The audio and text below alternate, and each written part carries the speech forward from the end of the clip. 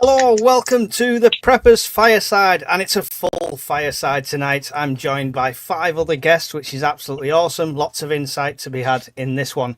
We're doing it all about communications, community, and culture, all around the prepping network. I'm joined by Alan, also known as the World Survivalist. He's about to cough. Are you okay now? How are you doing, Alan? Yeah, all good, Mike. You?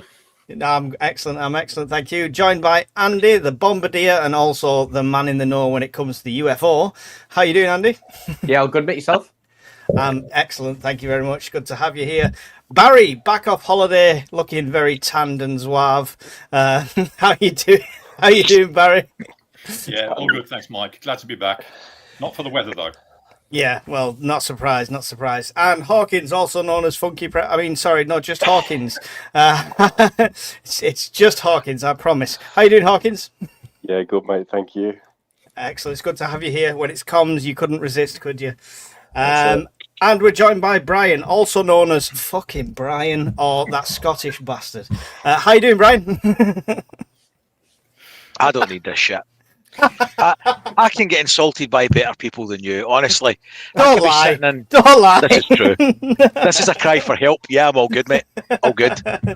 Thank you. Excellent. Good to have you here. Obviously, it's going to be a bit chaotic with all 6 of us on here. Hawkins said evening all in 4 different chats at the same time. That was really weird. I'm talented. Yeah, it's not talented. It's bumping the messages up so I can't see everyone. But Miss Worm and the other moderators are all in there. Awesome. I'll try and keep up with you. Don't forget capital, super chats, all that. Try and get my attention if it's a question, if it's relevant. Right.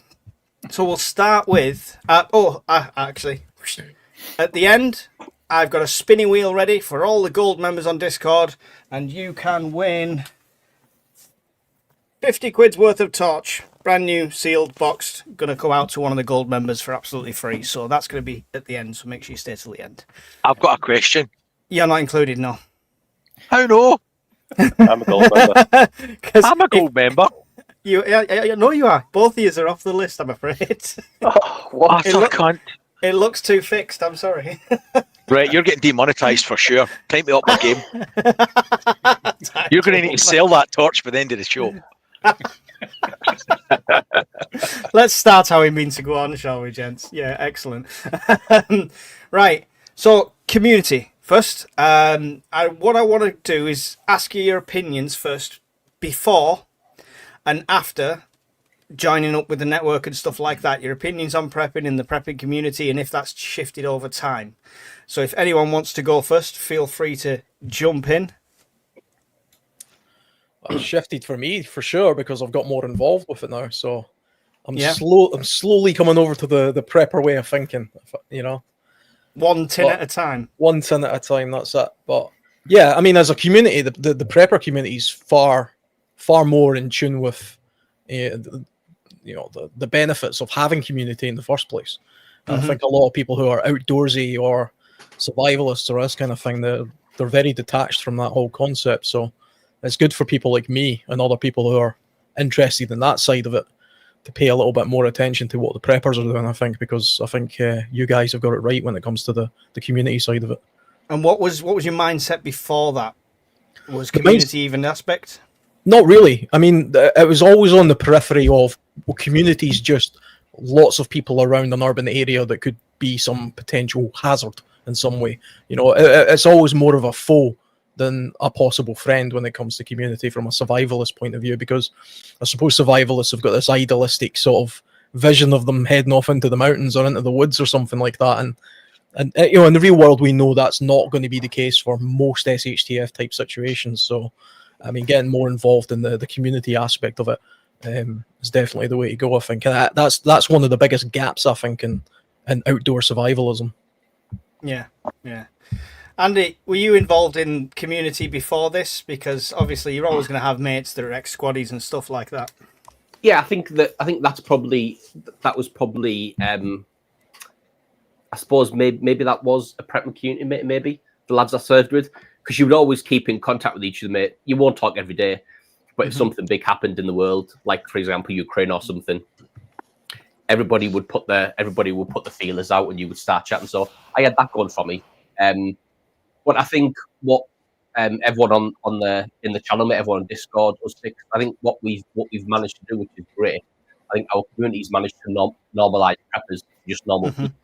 Because I think before we started doing our channels and you started the Discord and the UK Prep Network, mate, especially the media did us all a disservice. You know what I mean? Like it was always crackpots and it was people who weren't really preppers, mate. They just hadn't had a health issue, to be honest, and they just Yeah. haven't. So I think the community that we've built now, I think we've done a really good job of normalising it and making it normal things. Not everyone is waiting for zombies. We've got different things like Brian, Power Grid. You know what I mean? And all manner of things a bit that we all prepare for. So I think that's what we've done in the community really well. Yeah, it is, and it's not like some sort of you have to follow this exact method of prepping to be involved kind of thing, which is always good. Barry, is the community, how has that changed your outlook on prepping? It's changed quite a bit since joining. I mean, obviously, you get a wide variety of inputs from all different members up and down the country, etc. I mean, obviously, with tonight's subject being comms, etc., Hawkins has pulled a blinder today, and he's helped me set up my. Remember that, Mike? That bit of kit. Yep, there you go. Yeah, so that's all set up and ready to go. I've tried it a few times earlier on, but I've got to extend the aerial. Just show that right to the camera with the logo so everyone can see it. Yeah, it's got the UK there. So we have our own Meshtastic units. I'm working with Scott from 3D Chicken. He's got a new generation of them coming out soon as well. We've been doing Meshtastic and that since Hawkins. When did we first initially sit down and talk about it? Probably last year. About a year. About January time. Yeah, December. Was it? Yeah, possibly before Christmas when you came over, mate. Yeah. So we've had a plan in place for a while, and it's took off quite well. So we'll go into the comms at the end. But yeah, it's good to see. Brian, you were a prepper for a long time, and when I first met you, you weren't even interested in being on camera or anything like that. So how's the community, apart from make you more angry and constantly clogging up our leadership chat where we're all trying to calm you down, how's the community changed you, or how do you feel about the community side of things? In my defence, I've got a low tolerance for assholes. But anyway, that aside, unless we're sat here. that's fine. These are my kind of assholes. When I started the channel, or dipped my toe into YouTube, or seeing what was out there in terms of prepping in the UK, I was hesitant because in case it was negative connotations on me personally, professionally at work and everything in between. So I felt the risk versus reward wasn't there. And then the more I dipped my toe in and the more I got involved with different people up and down the country, the more I saw that there was people there wanting to know things that I could help, and they could help me in turn, because there's a lot I don't know. It opened my eyes. So it was worthwhile, and it is worthwhile. Yeah, definitely. And Snapdragon says, I love the way we all say good morning to the community each and over there every day. It's good. It is really good. Hawkins, for a man who's got about 30 child support cases trying to track him down so leaves no trace on the internet, what made you get involved with the community? You should have got tips off him, Mike. I'm not at his level yet. I'm bloody paying the bill. That's my mistake. You get caught. I got caught. Yeah, why is it different for you now, Hawkins? Because you're kind of more involved in the community than you would have been previously. Yeah, I've been in a prepper Telegram group for a couple of years previous to meeting you lot. And I've got a prepper signal group with a couple of locals and that. And I'd joined a couple of prepper Discord groups before, but the Discord groups were just silent. You'd join and there was nobody talking. And yours seemed to be an active channel. And then when you created the Discord, was that January time? It just took off, really, didn't it? Yeah. It just really took off, and a good bunch of people all joined at the same time, and the banter just flows in there, which keeps the conversation going. And as I say, if you go into other prepper Discords, and there is a couple in the UK, there's nothing said. Nobody talks about prepping even. There's nothing. It's just silence. Whereas yours, it's great, to be honest. There's a good good group of people in there with a lot of different skill sets and different different nationalities. You know, we even accommodate for the Scottish, so you know, it's nice. Yeah. It's yeah, we even let people from Yorkshire in. That's how accepting we are. So Oh, Flip it, Warriors. no, but I mean, so building community. I mean, I was doing flying by the seat of my pants, and luckily I had all you guys to like help me along the way and guide me and stuff like that. So it was kind of been a group effort. But building a community within the prepper network is difficult. This is just open ended to anyone who wants to join in the conversation. Because people want OPSEC and people want to be hidden and secret squirrel and stuff like that. So I never expected it to take off as much as it has. I think people are more open to the idea now. Yeah, Yes, definitely. but I Yeah. think, personal opinion, the people that are more open to it are the people that are fresh into prepping. The longer people seem to have been stuck in their tunnel of prepping, their idea, it's my way is the only way, they're less flexible to change, and that's not always good. Doesn't mean that they're wrong. I don't think it's always the best way. But you find that people that are new to prepping, that join the Discord channel, that ask for advice, they're chatting away, they're offering advice and suggestions. It keeps it fresh, it keeps it flexible. So I prefer that. Yeah. Yeah. I think there's been more things have happened in the world in the past 5 years as well. That's changed the mindset. That's increased the number of preppers in general, right? Yeah. Oh, you're going to say something there, Andy? Sorry. Yeah, I was going to say, mate. I think us doing the firesides, mate, has taken the chains off, mate, with the OPSEC piece. You reckon? Yeah, because how many of these, mate? How many live streams is on where you can interact with us? You can interact with us on Discord every day. You get to see our faces, except Funky Prepper. Sorry, Hawkins in the middle. So I think, mate, that helps dispel the whole OPSEC thing. If they look at us five, and again they think, well, we've got all this gear, we've got all this stuff, we've got all the knowledge, we've got a lot to lose, I suppose, to OPSEC. If those guys are willing to do it, then I personally, I think that's what helps people break the OPSEC barrier, seeing us do this every Sunday and the other stuff that you do.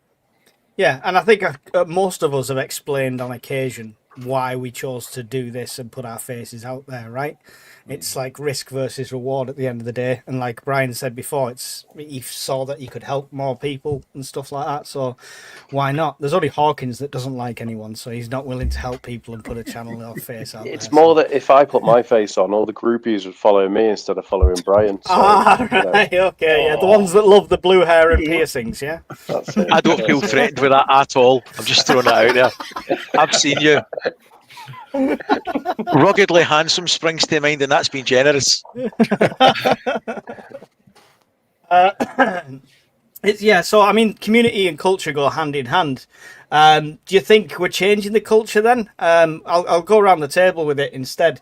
So I'll start with you, Barry. Do you think we're kind of, not us, I'm not saying we are the pioneers beyond everything else, but do you think UK preppers generally are changing that culture, that secret squirrel culture? There definitely seems to be a definite increase in the number of prepping channels that have popped up that are UK based. A lot of them are sort of either interlinked with ours or channels that we know, and it's interesting to see. I mean, like Alan said, with the events over the last few years, you know, how all of a sudden it's gone, it uptake's gone like that. But I mean, the US have always they've prepped for everything forever. It's new to the UK, and people are getting worried, and they're turning to people for advice and skills and knowledge, and the internet's the place to find it, and that's how they found us. Yeah. Hawkins, you're in touch with the other groups, like you say. You've got other groups. Is that picked up as well, or have they still been quiet on the front? The other Discord groups I've sat in are quiet, mate. Telegram groups reasonably busy, but I talk about prepping to most people that I see. The reason why I don't show my face on the internet is because I like. We know they'll catch up with you. CSA, they're an nightmare. I like to control who approaches me and knows I'm a prepper rather than a randomer turn up to me in the street like, you know, Brian and his groupies when you walk around Glasgow. I don't want that sort of attention. But yeah, even people, normal people in work and stuff, you know, people open their eyes and talk to me. But it's funny because people talk to me privately and they don't talk to me as a group. So I could be talking to a group of 8 blokes at work and they'll listen along and, you know, blah, blah, blah. And then people will talk to me separately and they'll be like, oh, so you're talking about that? What would you think about this? Or when the Spanish blackouts were happening, oh, I've been talking to my missus and we're thinking about getting this, this and this. What do you think about this? And, you know, it's all a little bit still on the private side. I don't want to talk about it in public quite as much yet, but I think those barriers are breaking down slowly. Yeah, definitely. Brian, do you see a culture shift on prepping in the UK? I mean, I know it's a long, slow burn and it's still a minority. But do you see it shifting with the stuff that's going on? I think it's in a three-way branch at the moment. You've got people who aren't interested yet because it's not hit them as an urgency. They're not motivated enough yet. They've went down this path. Mm-hmm. You've got us kind of in the middle that try and do a healthy mix of bug in, bug out, and embrace different things. And then you've got kind of, I'll call it older school, but my way or the highway. The first time there's a flicker of a light bulb in your house, they're running out the front door with an axe swinging out a Bergen, and they're making squirrel sandwiches. And if you don't do that, then you're wrong, right? There's got to be room for everybody, and that's between people that aren't quite there yet, that they feel they need to prep. Where we are, we think we're doing things the best we can, and then let's run for the hills and murder a squirrel. Bear Grylls. I think that's where we are. The way you said that, it feels like stepping stones. Does that mean we're all going to end up at that level, or? I think we'll come to an accommodation for the most part that everybody will be kind of in the middle, hopefully. But you'll always have somebody that thinks, well, my way is the best way and that's what I'm going to do, and that's fine. And you'll always have people that say, well, I don't believe I need to prep at all, and that's also fine. Because everybody's entitled to do what they think's best. I hope that the middle path that we're trying to go is the one that wins. Yeah, definitely. And I think we're doing all right. I think community will strengthen that as well, especially when people start to look at the zones and do local meetups and have people in their area. Because it's all right, us 6 thinking, oh, together us 6 would survive anything, but we're scattered across the entire country. There's no point. Unless a disaster strikes at a prepper meet, it's very unlikely we're all going to be together at that point. So building that community is great, because the more people we find out, I might have 2 or 3 near me that could be assets, you know. So we'd have been stuffed at the prepper meet. The power banks were floating, the tarps were blown in the wind, and Hawkins technically caught fire. We are not a good example. we survived it. We survived it. Nearly catch fire, Brian. It was an arson attack. It was an arse that did the attack. Oh, that looks expensive. I'll set my stove up 3 foot away from it. It was a good 2 meters at least. It was fine. And it was a tiny rocket solve. The flames aren't going to jump that far. I wasn't too enamored with his bucket. How fire works, you know. I didn't like your bucket. Oh, there's a C300 power bank. I'll just fill that with water and throw it in Hawkins' flaming tent. Never let this shit go, do you? Never let this shit go. No. But this is community. Harry, what percentage battery was your Meshtastic node on today that you bought off Mike? It was actually at 33% still. That's bloody good for him, isn't it? And how long have you had it, Barry? Yeah, but I haven't turned it on since you gave it me. Yeah, exactly. But it does drain life. It was about 70-80% when I give it him. So was it fog? Yeah, it was. I charged it up so we could test it there and then. Don't give me this. It worked, and that's what matters. It works. That's the main thing. So yeah. Right. Apart from preppers mostly being a bunch of twats on YouTube, Andy, what do you think of the culture of prepping in the UK? I think I agree with Brian, mate, on the 3 branches where people end up in, and I think there's a lot of, especially UK channels, mate, are a lot of ego without substance, and I think if you end up on one of those and you want to get into prepping and you realise it's a load of waffle, and when you ask a question, you get shot down or ridiculed, you think, well, I don't want anything to do with the prep community. And I think it's purely potluck, mate, which is why I think the Discord, like Hawkins said, mate, the reason why that Discord flows so well is because there's no egos in there. And people can ask questions without getting ripped apart. And I think that's why it's massively potluck, mate, who you manage to find, whether it be on Facebook or YouTube or whatever. And I think that's why the community that you started, and that everyone in the chat and everyone's helped build. I think that's why it works so well. Because like I say, there's no egos and everyone's in there to learn, and everyone's willing to shout out with, "Oh, this might work. I'll do it this way." Well, I'll do it this way. So I think that's why the community, mate, works so well. Yeah, and it's having that willingness to learn. Even if you're like, in your 70s like Brian, and you think you can't learn anything new, you're still willing to learn, sort of thing. What's that you say, Sonny? Didn't quite catch you there. I've got to claim you're in your 70s, because when you say something offensive, I could just say, he's from a different generation, it's fine. He's old. Just leave him wallow in Get off shame. the floor, Brian, stop looking up a skirt, because he's old. Hell, there's no need to be hasty about it. Come on, let's... Alan's thinking, a community I regret joining now. But you're stuck, Alan. You've booked on the prepper meet. So, culture-wise, how does it differ from? I mean, I assume survivalist community is very singular. It's not very community-driven, I would guess. Aren't they all nudists? Yeah. Well, some of us. But that's why we like being in the woods by ourselves. What else are you going to do? Just picture Hawkins is sat there naked in his office with a gin and tonic while he says that. Are they all Do we have to? It's not all spoons that are out there whittling, It's a squirrel I feel sorry for. All he took was a sleeping bag and a roll of gaff and tape. Get on track, quick, get on track. Sorry, go on, Alan, sorry. Do you know what I like about this kind of community, though, or the kind of community that I've seemed to have stumbled into here, is the normalization of it all. It's just prepping isn't about having warehouses full of food. It's also just about knowing where your stopcock is.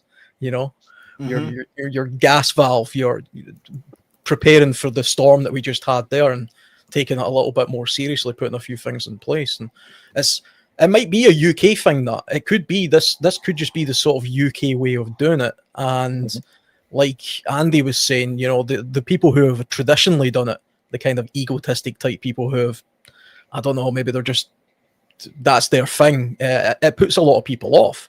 Whereas you watch something like this, and it's a lot more casual. It's a lot more normal.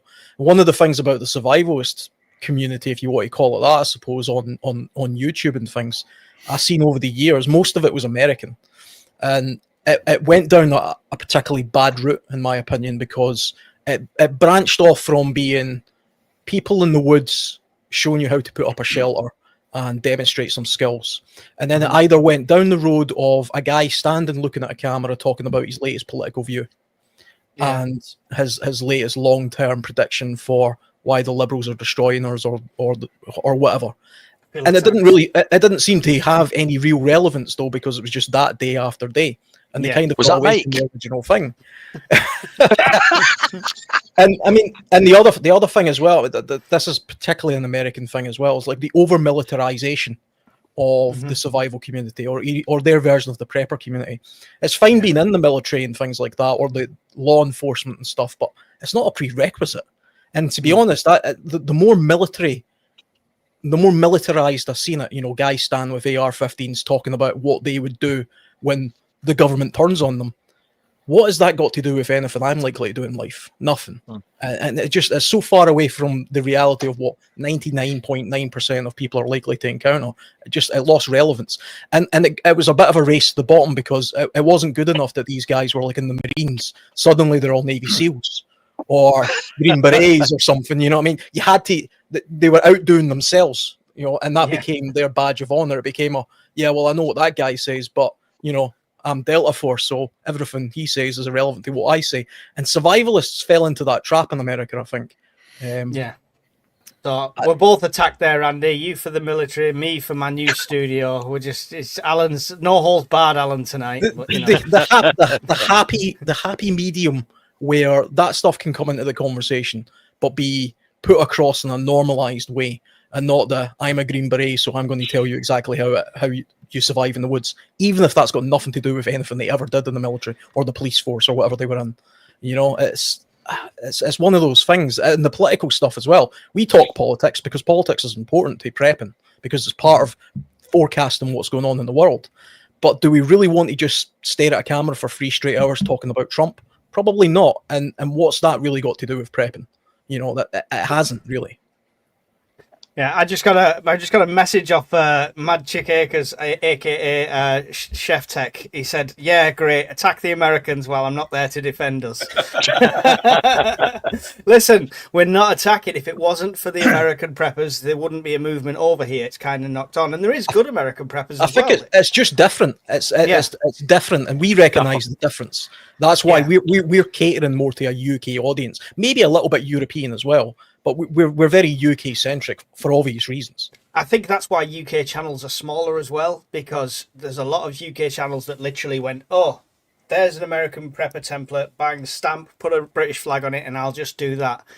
And people got disillusioned with it because it's not realistic. But they got the followers because they attract an American audience as well. Whereas somebody who's catering just to the British people, it's such a niche here that, you know, you're only at a certain level always. So, but yeah, honestly, Chef, we're not having a go. We're not having a go. You're welcome on the open. Oh, Ration Nerd's in here as well. They're ganging up. Ration Nerd in the house. I was a prepper way before prepping was cool over in the USA. I have no doubt. Hi, Ration Nerd. Ration Nerd's awesome. Go and check out his channel as well after this. He uploads every Sunday, so you can watch Ration Nerd's latest video, have a break, have a cup of tea, come back and watch the fireside. It's a great schedule for a Sunday. Yeah, okay. I mean, I don't know much else to say about the community. Anybody got any community points before we move on to comms? Because I could feel Hawkins twitching to get involved here. I've had my hand up for 10 minutes. Up what? Who's a lucky man?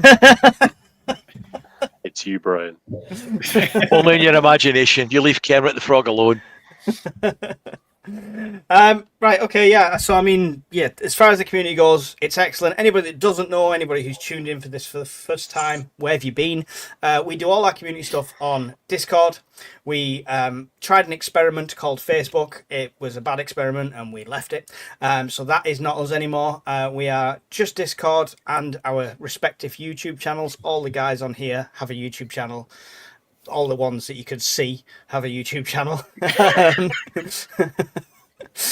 So, and they're always linked and stuff like that, and so do many of the people in the chats as well. So you want to get involved in the community, please come on down. And one more thing, guys, Alan, you booked on the prepper meet? Yep. Yeah. Andy, you're going to the Scottish meet, aren't you? Yeah. Brian? Yeah. And Barry, you're on? Yep. Hawkins, are you risking the tent again? Yeah, I'm nodding, mate. Yeah, I'm not.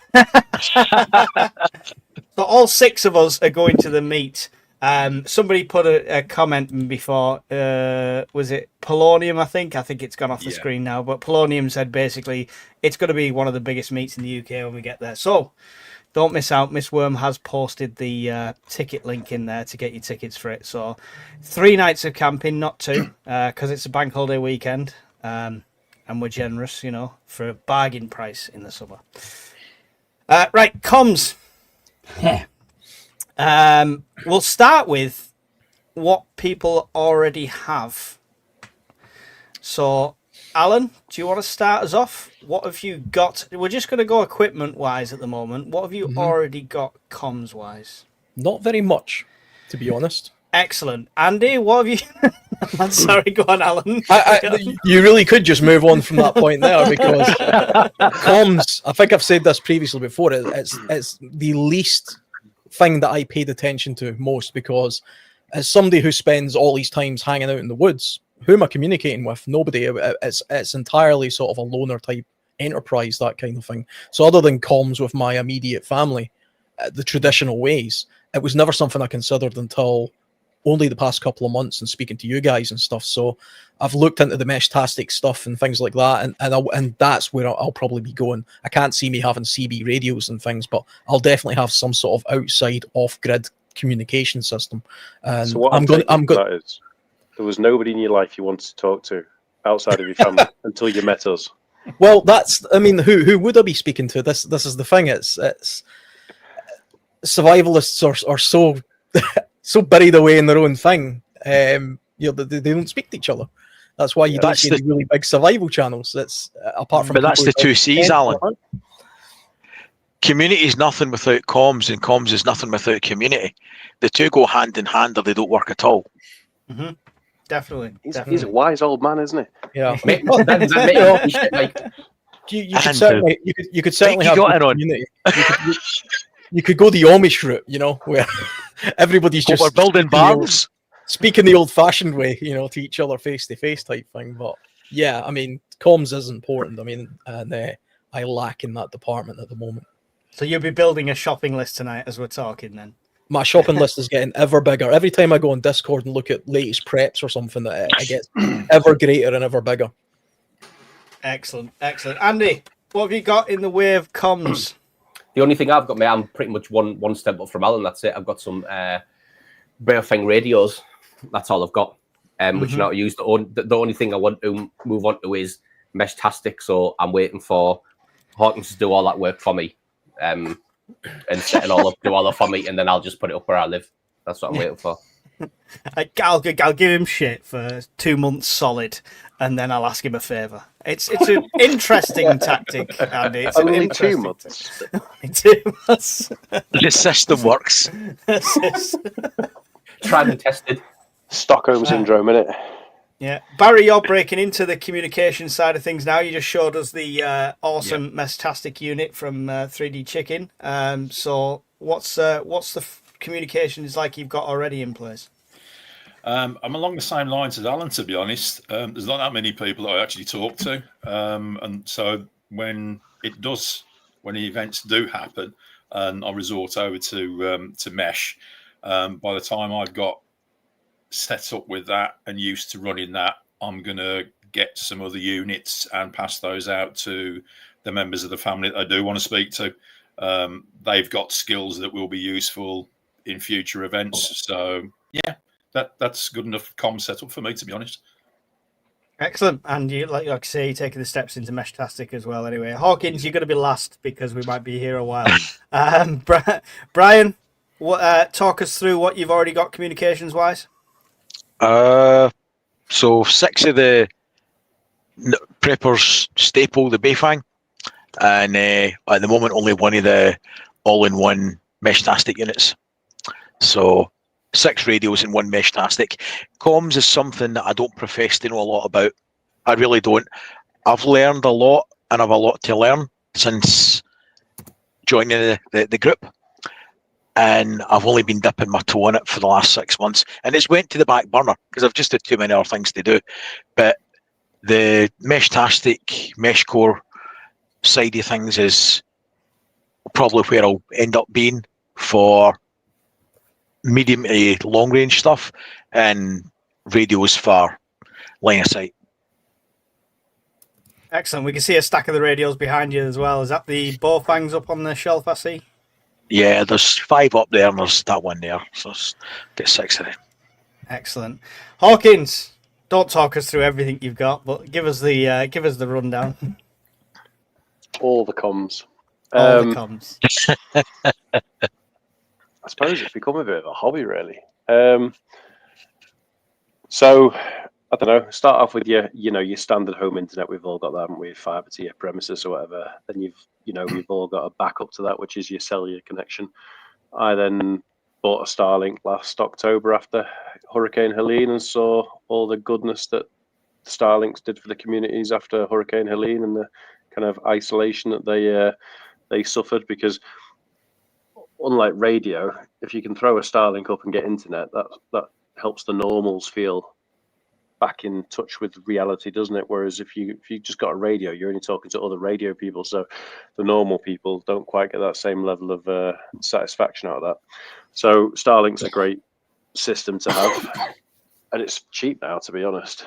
Even if you were just keeping it for communicating via WhatsApp or Signal or Discord in an event, a natural disaster type event where the satellites are still up, then it's a brilliant thing, because for the £4.50 a month, you can you can keep your Starlink subscription active on a 0.5 megabit plan. So it's really slow, but if you're just doing text-based comms, it's absolutely fine. And then if you go past Starlink, there's obviously the mesh over Yorkshire way. We've moved to Mesh Core instead of Meshtastic now, which I was briefly talking to Barry about kind of today. And that's just due to the fact that Meshtastic, when it started, was good, but there was a lot of poor firmware releases at one point, which caused a few issues with the nodes.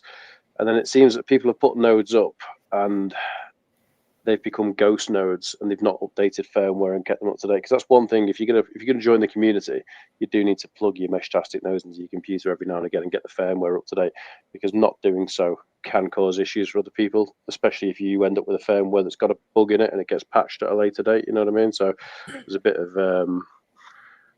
reliance on you, the end user, to keep them up to date. So we moved to Mesh Core, as just, if anyone knows Andy Kirby, it's his kind of baby, and Liam Cottle, some guy from New Zealand, just like Meshtastic, but much more reliable. And essentially from York here, I can talk up to Darlington, I can talk down to Doncaster, I can talk over to West Yorkshire, I can talk over to Wigan, I can talk to Crewe, and we can even talk to North Wales now. So I can jump on my phone, just like a WhatsApp group, obviously, but using the radios instead, and talk to everybody as if I was next door to them. So for a text-based communication system, it seems to be the way to go. And we've had some brief communications, haven't we, Mike, about moving to Mesh Core as a network instead of Meshtastic. But I'll guarantee you now, Mike, we've got loads of repeaters over in Manchester. And if you were to flash Mesh Core onto your node now, I would be able to talk to you on Mesh Core. Well, I mean, with that side of things, people don't have to go out and get rid of the Meshtastic nodes they've already bought, right? It's just an update. So flash another piece of firmware onto it, so nothing's redundant, nothing's wasted, nothing's scrapped. We'll have to get Hawkins a PO box. Everyone can send them the Meshtastic nodes. He can flash them and send them back. It's a doddle. It's a suggestion. Yep. What might be worthwhile doing, if that's the direction that we decide we're all going, possibly doing a podcast one Sunday, like a fireside, and just do, like, say, show and tell, and how to flash the different types and how to do a connect. You know, it might be better than just a video if people are stuck at the same time. Just throwing it out there. Yeah. Maybe Hawkins could screen share instead of showing his face, and we could actually see a PC screen, and he could talk through stuff. That'd be absolutely good. We'll figure something out. What I want to just quickly say to everyone who's going, "What the hell are these guys talking about?" Right? Because there will be people like that. What Barry's going to hold up right now is the Meshtastic node, essentially. Okay, that's essentially all you need, plus a mobile phone to get on this, right? Now, there you go. There's Brian showing one as well. It's not as pretty as Barry's, though. But yeah, so there's all you... Excellent modelling, Barry. Excellent modelling. Thank you. Just for scale purposes, Barry's got a bigger cup as well. We've not got the same cup, and Barry's tiny. So if you think that Meshtastic is tiny, that's a giant cup he's got. All right? He's not got really small hands. It's about a pint. There's a comparison. There you go. There's a good example next to the little Baofeng there. So it's a node. Once it's set up, you've got it. You have your aerial in a decent place. You can have extenders. You can have it. You've got one in your loft, I believe, Hawkins and stuff like that. So it doesn't necessarily have to be outside the building. That's just leave it alone. Then it'll be on power. It's fine. And you're using a text messaging app basically on your phone. Super simple. If you can send a text, you can use it. All right. It's got almost like a chat room, which should be unique to the Prepper network, and you could send a message within there. So there's all sorts of ways that you can get involved, and it's not really high tech. When people start talking about it, it scares a lot of people, but it genuinely isn't. You're buying a single unit, you're syncing it to a phone. If it's for SHTF, do like me. I've got several phones, older phones, that sit in a box. A BlackBerry's great for it. Sit in a box, and you can then sync them to it if it's in the Faraday cage after the fact, so you've got an emergency setup there as well. So that's what we mean when we talk about Meshtastic. We've been doing it like for what, nearly a year now, nearly a year, and so it's getting fine-tuned, and Meshcore seems to be the way we're going. And we will release to the network a new communications plan really soon, when I can go and sit down with Hawkins and just cross some T's and dot some I's on that. I guess I was just going to say, see the low tech sort of aspect of Meshtastic. I'd never heard of Meshtastic until I joined the Discord group and started looking into it that way. Before I heard about that, the only other thing I'd came across, my way, and the sort of survivalist type stuff was something called SOTA, which was, I think it's like a club in the UK of people with, high frequency type radios or whatever, and they basically summit mountains and then talk to each other. It's called Summits on the Air, isn't it, SOTA? So yeah. Bunch of radio geeks like myself will hike up to the top of a mountain with your radio and your batteries and blah blah blah, and then start playing radio. So you can do a bit of HF for your international stuff or your long distance regional, but mainly for like VHF comms. And they'll basically try and get a massive log in the book and get as many contacts as they can. But because you've got such a high vantage point and you've got your line of sight on side, because you're at 1,300 meters high, you get a great takeoff and you can get your comms out 50, 100 miles. Yeah, I remember the guy pitching it to me at the time who was involved in some survival type stuff. And, he was saying it's a great opportunity to have something because it gives you an excuse to go to these remote places. And if the world ends, we'd all be able to speak to each other type thing. But when I took a look at the equipment, you need bipoles and, radios that cost £900 or whatever and little packs. And it looked very complicated to me. I would have got my head around it eventually, but I've got enough hobbies. I don't need to be spending thousands of pounds on some other hobby. So when I joined the group and I first started seeing the Meshtastic stuff, that's probably more up my street, and probably more up most people listening to this street as well, I think, because it's a home base type comms. You can use it from your car without much effort. You don't have to climb a mountain. But you did. Didn't you climb a mountain the other day, Hawkins, to get another node up? We actually abandoned ship, mate, at the last minute. Did you? It wasn't because of the weather. It was because the place that we planned to walk from, I won't say where, it was basically as close to the mountain as we could get it with this 20 kilo node, but it's closed on weekends. So they closed the road off that leads round this reservoir and over to like this close place. I say close place, it was still 2 or 3 mile away. So you'd have to park your car an extra 4 or 5 miles back. So we basically just said, screw it, we'll try and find another vantage point to do it. So it's back to the planning stage. Is it a military training area? Because sometimes they open them roads and close them off at weekends when they use. No, it's not. I think it's because it's kind of narrow roads to get to where it needs to be. So they close it on bank holidays and weekends. And my mate only found out on that morning. He found it on Facebook, which I don't have. And I think it's because they must probably get cars backlogged up there and they can't get past each other and causes absolute chaos. So they just close it at busy periods. So either we do it midweek, Monday to Friday, or we find somewhere else to get up there. But it's on the to-do list. Excellent. So, right. Sorry, just got distracted for a second. Somebody mentioned the prices inside there for the Meshtastic stuff. Obviously, the one that we had with 3D Chicken was £125 with upgrades and downgrades on that, and you could change it and stuff like that. How cheap can somebody get this set up, Hawkins, if they just want to try it effectively, though? You can jump on eBay and type in like McGill microwave 868 megahertz antennas, and you can buy one for about 15 quid. And then you can buy yourself a cheap Heltec node for probably about 20 quid. Plug the two together with a patch cable, and for 40 quid, you could strap an antenna inside your loft and run a USB cable down to a charging plug and have a decent setup running in your loft for about 40 quid, mate. Absolute bargain. It's a no-brainer, isn't it? You pay more than that for a decent radio. Right. So, what's the downsides, I would say, for this? If it's something like an EMP or power cut and stuff like that, nodes are going to go down, right? So, how reliable do you think it'd be? I know I'm just talking to Hawkins here, guys. Jump in anytime you want. Sorry. How reliable do you think it'd be in that case scenario? Power cut, probably not an issue, depending on where you are. But most of the people who are into this no, let's say not say most. A lot of the people who are into this are similar mindset to ourselves, and they solar power them. And the ones like my ones that are up on hilltops are all solar powered, and they've been sitting up there for 2+ years now, nearly 3 years for some of them, and they're still running. So power cuts, not an issue. EMP, yeah, you're knackered unless you've got some sat to the side. Kane's just said there, the problem is how fast technology is moving. Soon mesh core will be outdated.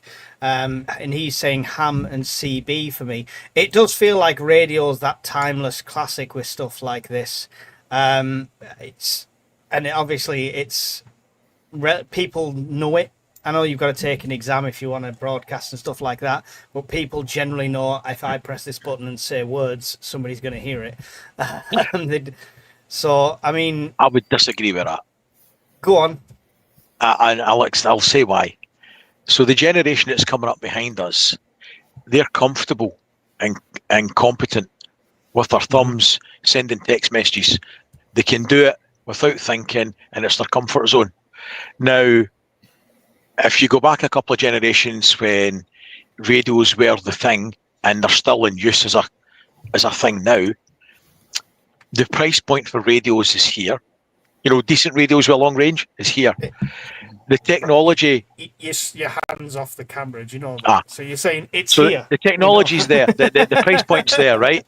Yeah. The understanding how the waves propagate through the ionosphere and different things and how to get the best out of the system is also there, in my humble opinion. And I'm not a radio expert by any stretch. Feel free to correct me, Hawkins. That's where I see it. But with the mesh core stuff, that it can download a file and can switch on something, they're there, and so's the price point. Entry level for beginner, you could have a comm system that you could dish out to people within your locale that then propagates further by virtue of them having it on a medium that they're comfortable with texting with, albeit they can't hear, but they can see, they can talk, they've got that comms link, and they don't have a high technical knowledge, they don't have a high initial cost outlay.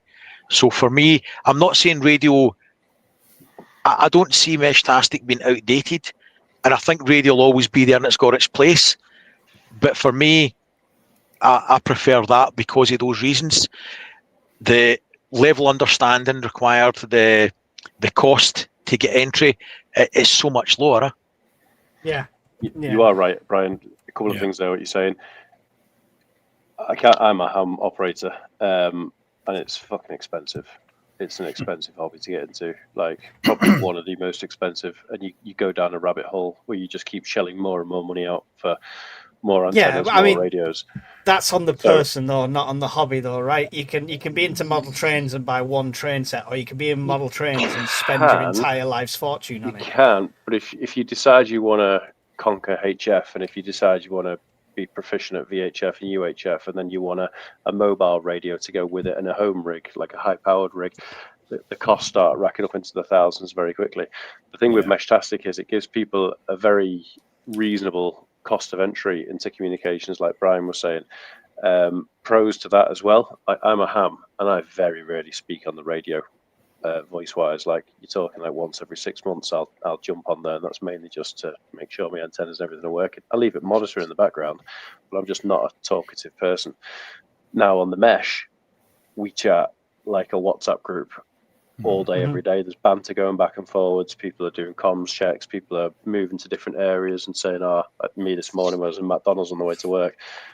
Hey, can you catch me from here? So you're mapping out your area and realizing where you've got comms from. It's much more sociable, to be honest. Then you've got the fact that it's good on battery life compared to voice. Voice suffers from the fact that to get the voice through to a destination point, you've got to have a nice, clear line of sight. LoRa, which is the technology behind Meshtastic and Meshcore, which is long-range radio, works on very low power, and it's really good at, how can we say, sifting through the background noise to find the comms, so you can get a really weak signal and still get the message behind it.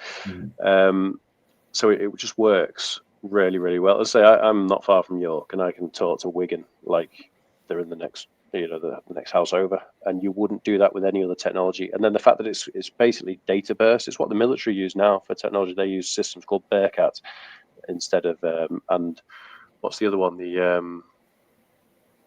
I can't remember what it's called, but it's a lovely little sexy system that they use, about £20,000 a pop. But it's basically the same as a Meshtastic node or a mesh core node. It's a mesh radio. But they do data bursts. So if you're trying to, a lot of people are like, oh, don't want to be found, and people can triangulate my position. If you're on a radio talking chat and voice, it's not that difficult to be direction found by somebody. We call it fox hunting in amateur radio. It's a bit of a sport. You can track people down. You just get a Yagi antenna, and it's pretty easy to do. Thing with data burst comms, your message sends in a snap, like literally speed of light gone. You've sent your 160 character text message through to whoever you're talking to. And you basically can't direction find that, not without some very, very, very expensive gear, which nobody's ever going to have. So it gives you a nice kind of security level to it if you wanted to in a situation. Yeah. See something Phil posted there. Do you mind if I answer that? Which one was that one? Relying on others. All right. Yes. Yeah. Go for it. Yeah. So, when the internet was created by DARPA, ARPANET, they wanted a robust system that was damage resistant, right? With Meshtastic, Mesh Core, and LoRa transmitters, you've got that. If you've got, and I'm not dissing radio, please don't take it that way. I'm just trying to explain the mindset that I've got on this subject from a limited understanding as well. I'll say if you've got an HF set or any radio set, you've got one aerial, right? Going from point A to point B, assuming you're not going through repeaters or whatever. Because let's be honest, unless you're going through repeaters or you've got a really high line of sight, your radio's going to suffer from similar problems as your mesh core, right? But if one of those repeaters goes down or your antenna goes down, that single point of failure kills your net, if you like. But if you're using mesh core, it's much more resistant to damage and hardware failure because you're bouncing your packets off everybody else within that mesh. By nature of what you've built and what you've joined, you've got a more damage resilient system for what we're trying to achieve. And it will be even more damage resistant by the number of people that propagate the mesh. So the more people that join, the less chance it's having been susceptible to node failures, people switching off their handset. So it's a really, really robust, and the more that join it, the more robust it is. Yeah, absolutely right. We when people send a message on Meshcore, you can literally just right click on the message, so to speak, or hold your finger on it, and you can view the path that the packets have taken from the starting point to yourself. And I can get from myself to say Wigan in 2 hops. They go to Garraby Hill to my right, and then they bump up to the Peak District and then drop into Wigan. However, sometimes they might take a path through 6 other nodes, and then sometimes they might take 4 nodes, and sometimes they might take 7 nodes or 9 nodes. And you can see that resilience built into the system, as Brian's saying. And if 1 or 2 or 3 repeaters drop out, it wouldn't hurt us now. There's that many repeaters that got line of sight each other. And it's not just people putting them on hills like me. A lot of people just, as more and more people are getting into it, people sit at high elevation and they put nodes on the houses at high elevation, and it's just serving the community. Yeah. Works really well. Excellent. Andy, just want to wake you up for a second. Bombs! To be fair, mate, I went on Google Maps to find out where Garraby Hill was to try and find Hawkins.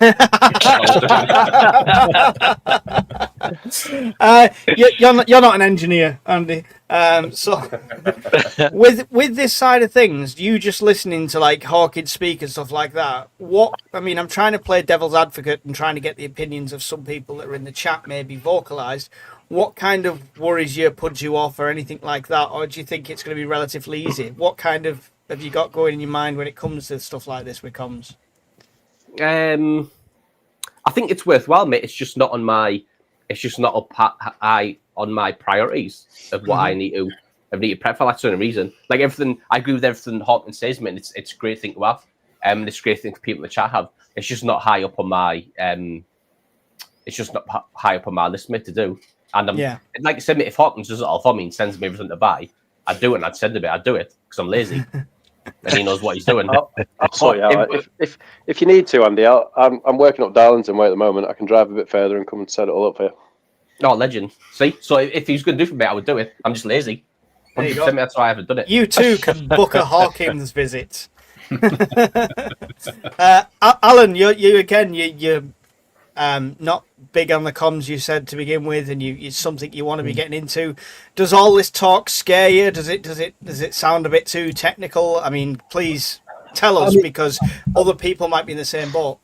I think there's definitely a very technical aspect of it. The thing about this kind of communication to me is, from my point of view, the first thing I wanted to do was get the actual network started first. Network with people. I mean, on Discord, on YouTube, guys like yourself, because then I have people to speak to. Then there's a point to me setting up some sort of other communication system. So we, in an SHTF situation, we could have a way of communicating with each other that's not just on a mobile phone or through the internet or through Discord, because presumably those are the things that are going to be down. Let's be fair with our government the way it is. We might want a way to communicate like that anyway. Yeah, I mean, definitely. I mean, there's lots of things. There's lots of reasons I can see why it would be a great thing to have some sort of slightly off-grid way of being able to just send a text message, which is that's what it sounds like to me. It sounds to me like an off-grid text messaging system, but that doesn't, but you have to be relatively local. But then, like Hawkins is saying, if he's in York and he's speaking to people in Darlington and stuff like that, I mean, that's a decent enough distance. The UK is not a very big country, so I'm assuming you could probably network with 2 or 3 people in your area, no matter how remote you are. Especially me, I'm in central Scotland, so roughly I think I could maybe even speak with Brian, if I had mesh core, mesh tac. I thought you were going to say if you had to. He did mean that. If there's no one else. Phone him. Have you seen them doing it with the drone? So yes. If you, for anybody that hasn't, say you had a node on a hilltop that went down, and you've got a drone at home and a little Helltech transmitter or whatever one you've got, you could Velcro it on the top, hot glue it, whatever you wanted. You could stick it on a little Mini 4 Pro or whatever, fire it up in there. So for 25, 30 minutes, 400 feet in the air, you've got a node with line of sight that's at least increasing to the more or less mitigate your other one dropping down. So you have got a robust comm system that you could put a temporary solution up for as long as you've got battery capacity in your drones. You could create in an instant that node above your head for everybody else to piggyback off of. So from a prepper comms point of view, I think I'm annoyed because when I started looking into it, I was all pumped up and excited, and I've just had so many things on this year that I couldn't delve as much as I wanted to. Too many but holidays, I think it's it's a hard life, isn't it? Disney and then cruises. It's really difficult. I mean, you guys almost have the same problem as Brian. This is what a stressed person looks like. We've got a guy in our mesh group who's even he took an idea from me that he had by himself. He'd not heard it from me. But weather balloons, and tied a couple to weather balloons and set weather balloons up. And again, if you set a weather balloon up, it rarely gets out. When I jetted over to wherever it was, Canary Islands the other month, I took a node and stuck it in the airplane window. And I was getting 700 kilometers out towards Portugal and Spain and stuff as I was jetting past. And me. So that was, yeah, and you. Oh, that was from the satellite messenger, wasn't it? Got to test that out. But yeah, it's if you can get height with a mesh sort of device on LoRa, height is might, and if you can stick a node on top of a mountain, or somebody lives in the local hilltop and you can get them to put a node on top of the house for you, or a pole outside, you'll get your comms out for. I wonder how long it'll be before the government try and restrict this. Can't have people talking. It sounds like a drug dealer's dream. This, you know. Yeah, It sounds like you could put free speech on there or anything, and nobody would be able to see or control it. You know. it runs on 868 megahertz, which is the ISM band, Industrial Scientific Medical, and it's a free band, unlicensed space in the UK. And it's used by the utility companies to take readings from smart meters and water meters, and zappy car chargers use it to communicate with the control station. It's basically anyone can use it. It's just got power limits on it and a duty cycle. So it's meant to be, I think, 10% duty cycle. So you know, 10%. Is that why Brian keeps sending me his meter reading? Yeah, that's it, mate. It's going in reverse. It's the Wild West, really, Alan, that it could never really be blocked now, because if it was blocked, it would cause absolute chaos for so many systems that are in play out there. So yeah, I mean, it reminds me, because I heard something recently on the news that there are some people with old electricity meters that rely on a radio signal. Yes. And Yes. and they're turning that off. And they think that's going to cause a problem.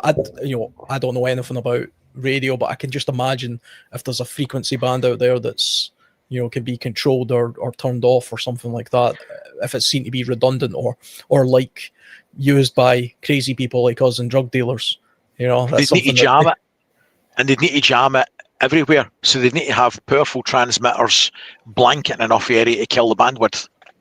And, we haven't got the power on the grid to power them. it will Think cause about chaos this. with that many systems that it wouldn't be practical to do. Yeah. Say you're the bugging out scenario, and you've got a couple of families, and you're bugging out into the hills or whatever. Your radio, as chances are, unless you've got line of sight with all the ground clutter, you're not going to have good comms. However, if you've got your little hobby drone with you, and everybody's got a mesh core, you could fire it up, giving you instant coverage and be able to talk to everybody for miles. And also, you'd be very little issue getting direction found on it as well. So it's for all things to all people. It's quite exciting, actually, quite nerdy. I like it. You're right, it is quite nerdy, but anyone who's like a bit tech phobic, we've had people that didn't know how to use Discord when they first got on there. It can be relatively simple as well. Yeah, it can be it can be relatively simple as well. Barry, you're just setting up for the first time and stuff. Is it boggling your mind, or is it relatively easy, do you think? I decided I was going to bite the bullet and go down that rabbit hole. And as I say, Hawkins has taught me through setting it up over the Discord this afternoon inside a couple of hours, and that was just setting it up. He says basically now it's a case of just getting used to actually using it. Mm-hmm. But obviously ours is for our network and we've got protocols in place, etc. So, what we should do, Mike, is we should do one of those lovely PDFs that you've been making recently and make it all Gucci with all the graphics as a little setup guide for it. That's why I've pulled the comms plan down. I want us to go through this Meshcore thing, get it nailed down, and then I will pimp it for network members. But just so everyone's aware, if you join our Discord, excellent, you're part of the community, 100%, right? But you need to join the members area. Look at the rules. It's free to do. It doesn't cost you anything. You need to join the members area to then start to see the access to stuff like this, where you become literally part of the network and get more heavily involved. It's worth doing. It doesn't cost you a single penny. It's just sending some information over so everyone's secure that way. So make sure if you are interested in it, you join the Discord, look at the rules, become a full member, and you can get access to that. Can I make a quick point on that? Sorry, Barry.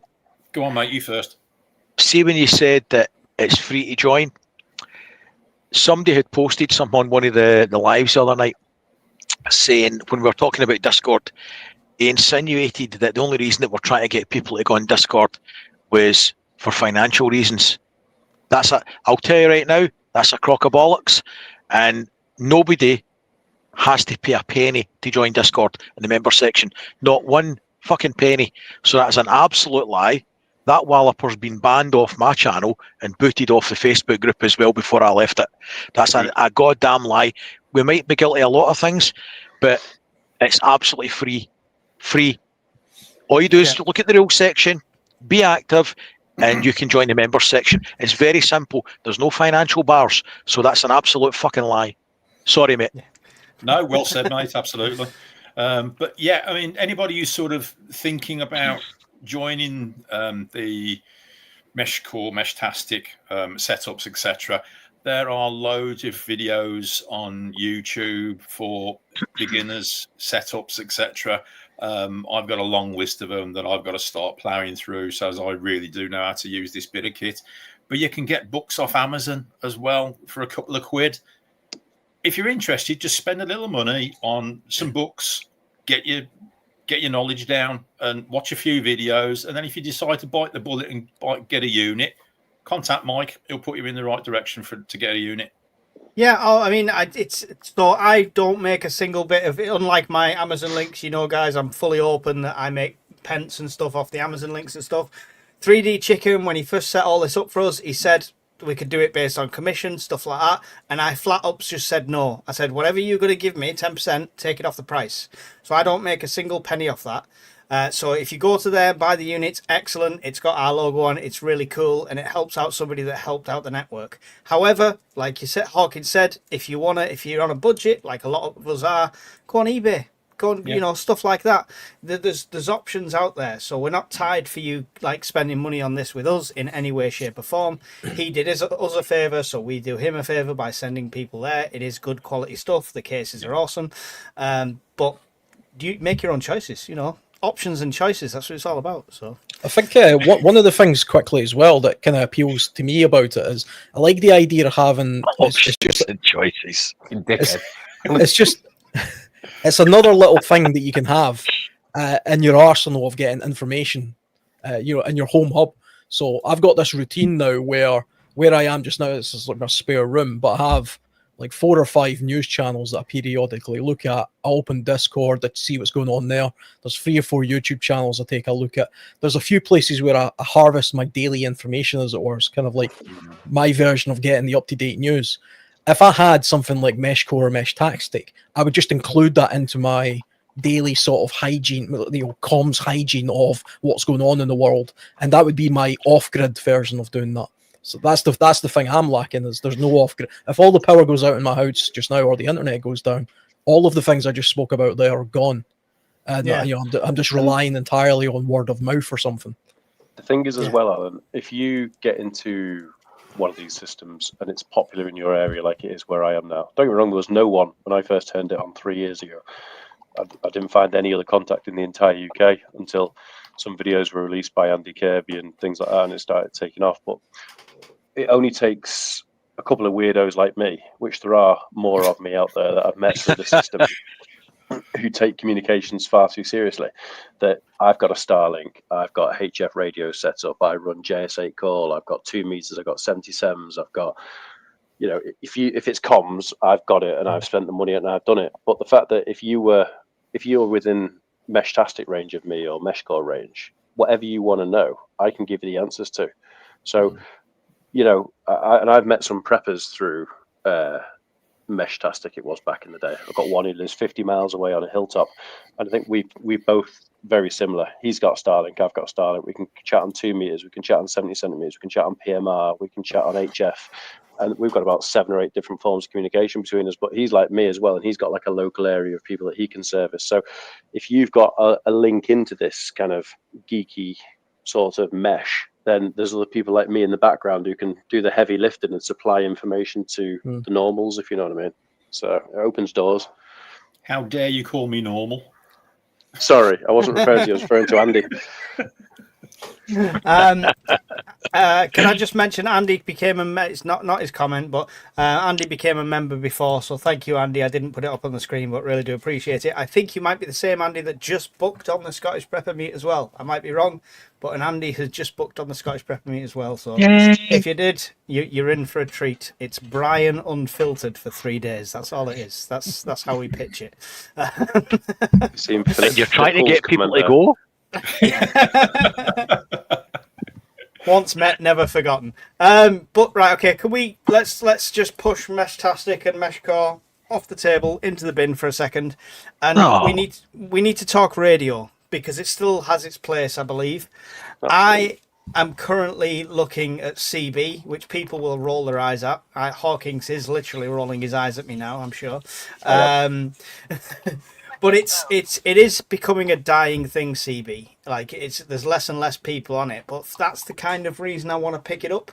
Potentially, maybe not as a network-wide thing if there's not many people on the network, but there might be some people on the network. There is a section about channels on that on our communications plan, but more for family and people that I'm going to travel to and having the unit in a vehicle. So I'm looking at CB as well. Anyone got any, apart from Hawkins, anyone got any experience with CB in the past or currently or an interest in? Barry, you're nodding. Go ahead.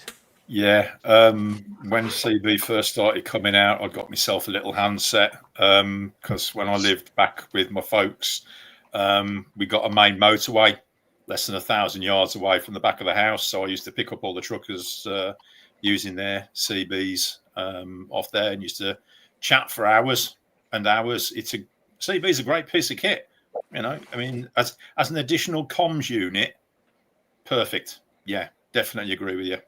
I'm staring at Brian's eyes and reaction when you said I pick up truckers because he was dying to jump in. I know he was. He was dying to jump in.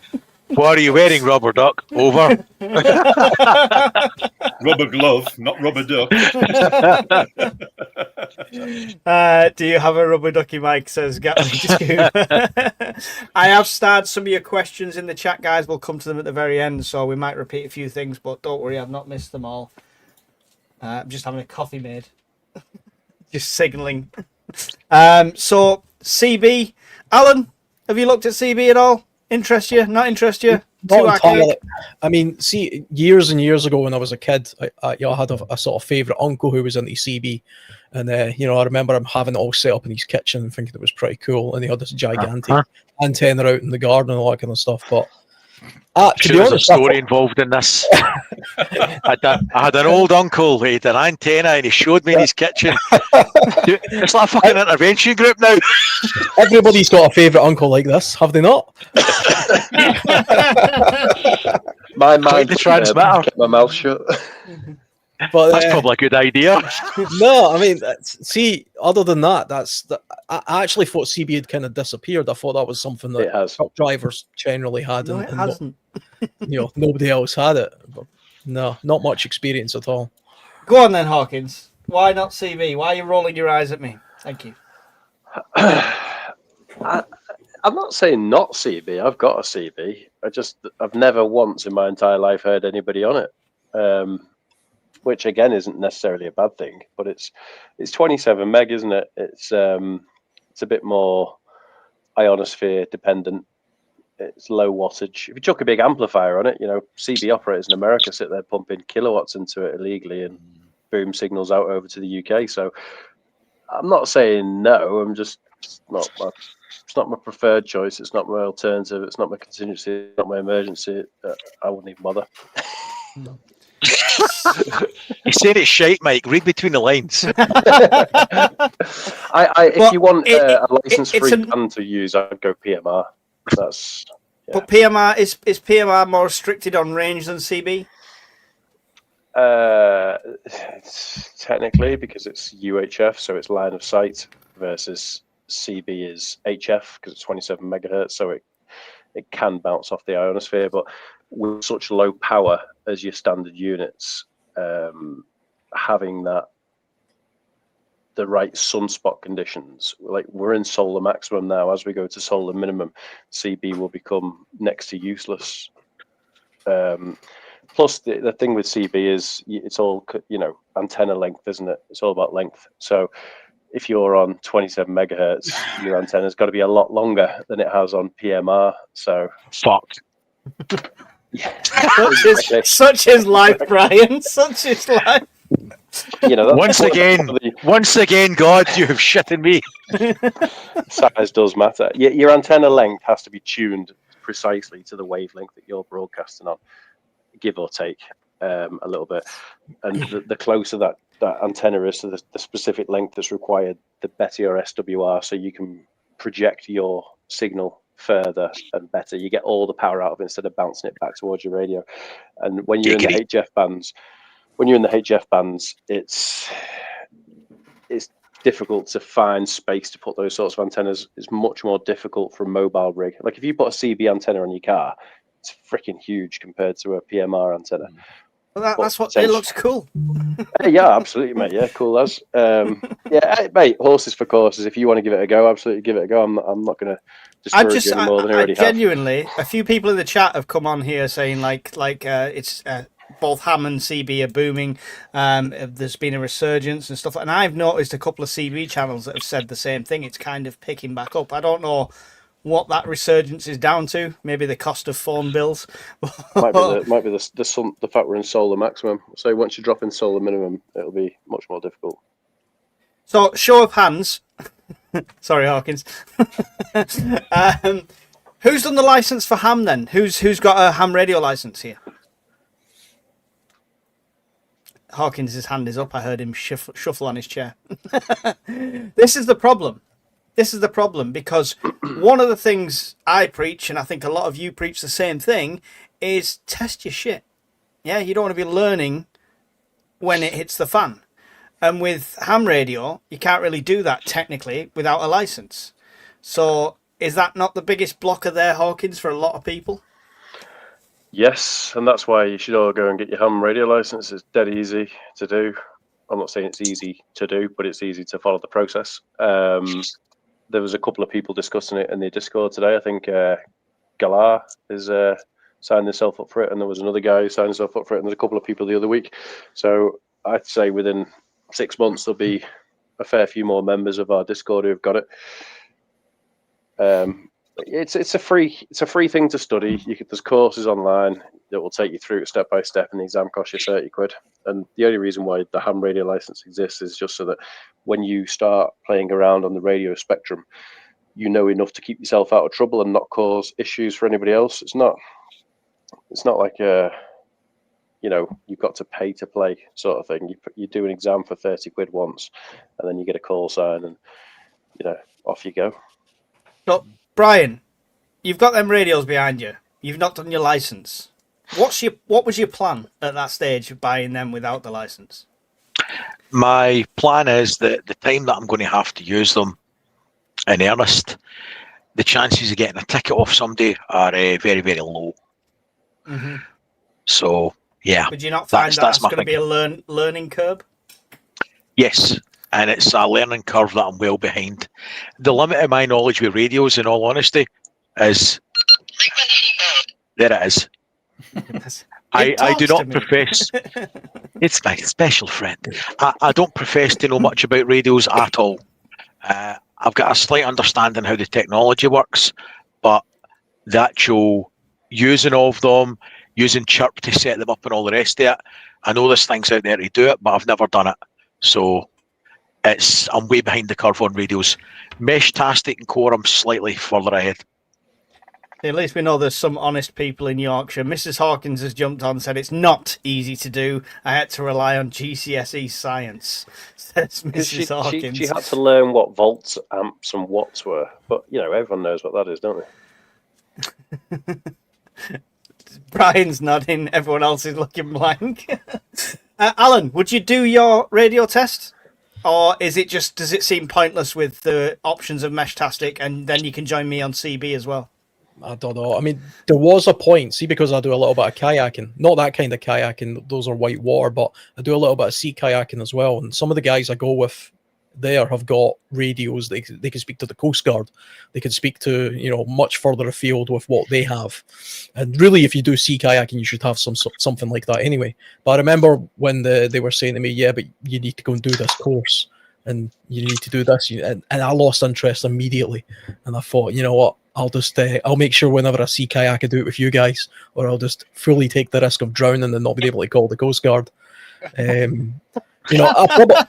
probably should though. I probably should pay more attention to it, because the only other two things thinking about radio now is I did consider a sort of commercial walkie-talkies, if you like, the kind of ones I use at work, because I'm fairly close to where I work, and I like the idea of having one in the house, and I could communicate with who was in my house from work.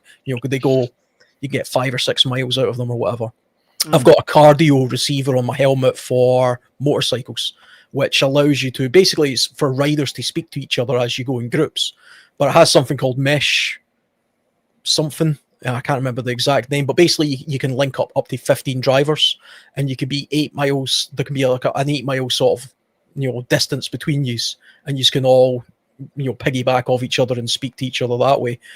So I've got that for my, when I go out riding and things like that, but that doesn't require any kind of fancy radio or anything.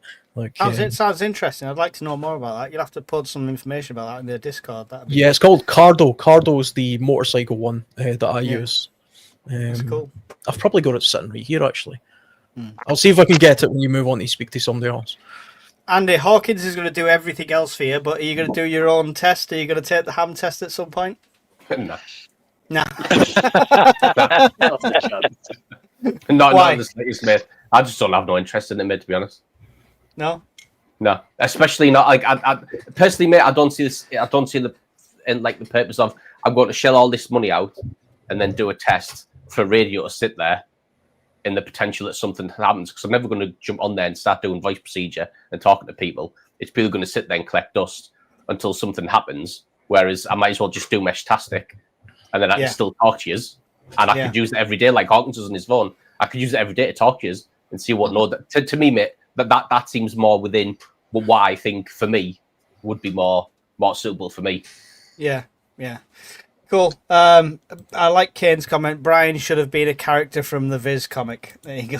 So there's a comment here, Mike. Yeah. Right, see what Hawkins thinks. So I've never seen the guy before, I don't think, but his name's Whiskey Tango 3 Tango November, and it says Garmin messenger device is more practical. It's satellite text communications. Ham radio is definitely important, but a satellite messenger is more practical. Yeah. So I've got one. I've got what's it called? The one I was texting you from, Brian, when I was on the airplane. It uses the Iridium satellite messaging network. It's not the Garmin, it's the green one. I can't remember what it's called now. Anyway, doesn't matter. But the thing with them is, Andy, they're expensive. Iridium is like, I think to be able to send 50 text messages on holiday, it cost me something like 20 quid to turn it on for the month to activate it again. And then I deactivate it again afterwards.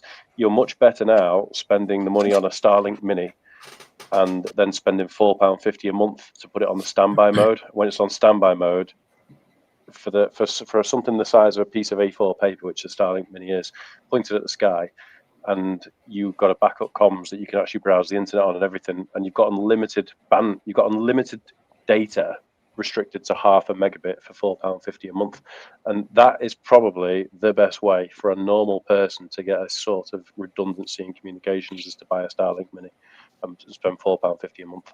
How much are they? As the unit wise? Starlink Mini, I think they're on sale in Currys for about 170 quid. Well, I get a discount at Currys. Yeah, so about 170 quid to buy it. You can charge. It's got a wide DC voltage range input of something like 12 to 48 volts or something, so you can charge it off all sorts of different batteries. Well, hang on a minute. Well, Hawkins, you blew it there. You said you have to charge it. Yeah, there's Mike out. It's not the water. Shut up! It's not the water. Listen, Andy, when I put the thing out on our group to say this is what the fireside's going to be about, communications and radios and shit, and you just turned around to me and said I've no interest. Did you just come on here to cause shit? Is that all you've done? But he does it so well. He does it so well. I've waited an hour and a half for that. Totally worth honestly, it. for a standard normal person, if you want a backup form of communications if the power grid goes down, is get a Starlink Mini. 170 quid, pay £4.50 a month, and you've got unlimited calls via Wi-Fi, unlimited text messages, unlimited data, up to 0.5 megabit of bandwidth. You can't beat. Can I just say, in case anybody that my family's watching this, my birthday's kind of mid to end of November. If they're looking for something to get me, I don't actually have a Starlink Mini. I'm just throwing it out there. I know I asked for a new shotgun, but just if you are thinking of something to chip in for, I'll get you the Temu version. It's fine. It's about £23.60. It's fine. It should work. It'll be all right. Today in central Scotland, a guy's house caught fire. Okay, yeah, no Actually, thanks. I've seen what you do with Temu products. I'm not going to send you that. Where's my claw hammer? You got one side of the country, Andy's grinding them to bits, and the other side of the country, Brian's hammering them with stuff. So, right, one more quick round table based on this, and then we'll come to your questions in the chat because we are getting on for time here. And the question's the same question I had at the start, but any minds changed? Alan, going forward, what's your communications plan? Are you going to what route are you going to go down? Multiple, etc. I think my communications plan is going to be down the Meshtastic or Mesh Core, whatever you guys decide. I mean, this is the thing. I'm kind of holding back a little bit, and I suspect other people in Discord probably are as well. You know, if hardware won't change. It's just the software environment. Yeah, I mean, I didn't know that until literally this chat. So I knew there was two there, and I won't be the only one. There'll be other people as well. So that'll be the route that I go down, and I'll set it up in here first of all, and that'll be my sort of off-griddy type thing as well. Just quickly as well, because I was talking about it. That's the so on a motorcycle helmet, that's the little cardio device there, which is really just I don't know if you can see it that well on. Yeah, you can see it, mate. Yeah. Yeah, there it's there. It comes off, and basically it's integrated, so you've got like a thing you can speak to here, and it uses something called mesh. I googled it and then lost it again, but it basically connects up. So that's a very low tech sort of way of communication between a group. We should get that for the preppers meet. So anyone that's involved in organising meet is running around with a helmet on. That would just be great. It's better than t-shirts. Stormtrooper helmets. Yeah. I mean, somebody talking about the InReach stuff as well. It reminded me as well. A lot of hikers I run into in Scotland use Spot. Which is, I'm not sure who makes that. It might be Garmin or something like that. And you can use that like a text messaging service now as well, where you can text message through that device to somebody at home. The thing that put me off that though is it's a monthly subscription, and I thought to hell with that, because I'm not really in the absolute depths of the wild so often that I'm willing to pay a subscription for something. But it's popular among hikers anyway. That's what I was talking about. Mine's called Zolio. No, I remember what it was called. Sorry, I was just going to highlight something there that was very interesting to me. Starlink, you can get an adapter to power it off, and Makita 18-volt battery. That's good to know. That's interesting. Only the battery's charged.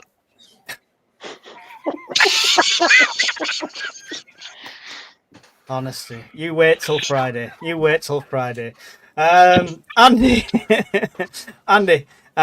going forward, is your plan purely Hawkins comes and sorts all this out? Is Meshtastic the way that you're going to go above anything else? Yeah. Well, I mean, Mesh, with Hawkins as well. Just saying them, I've spoken before about Starlink, mate. I've wanted Starlink for a while now. So with the fact you can get Starlink and then you can use that to keep your Meshtastic ticking over, it just seems like a logical option, mate, for me to go Meshtastic.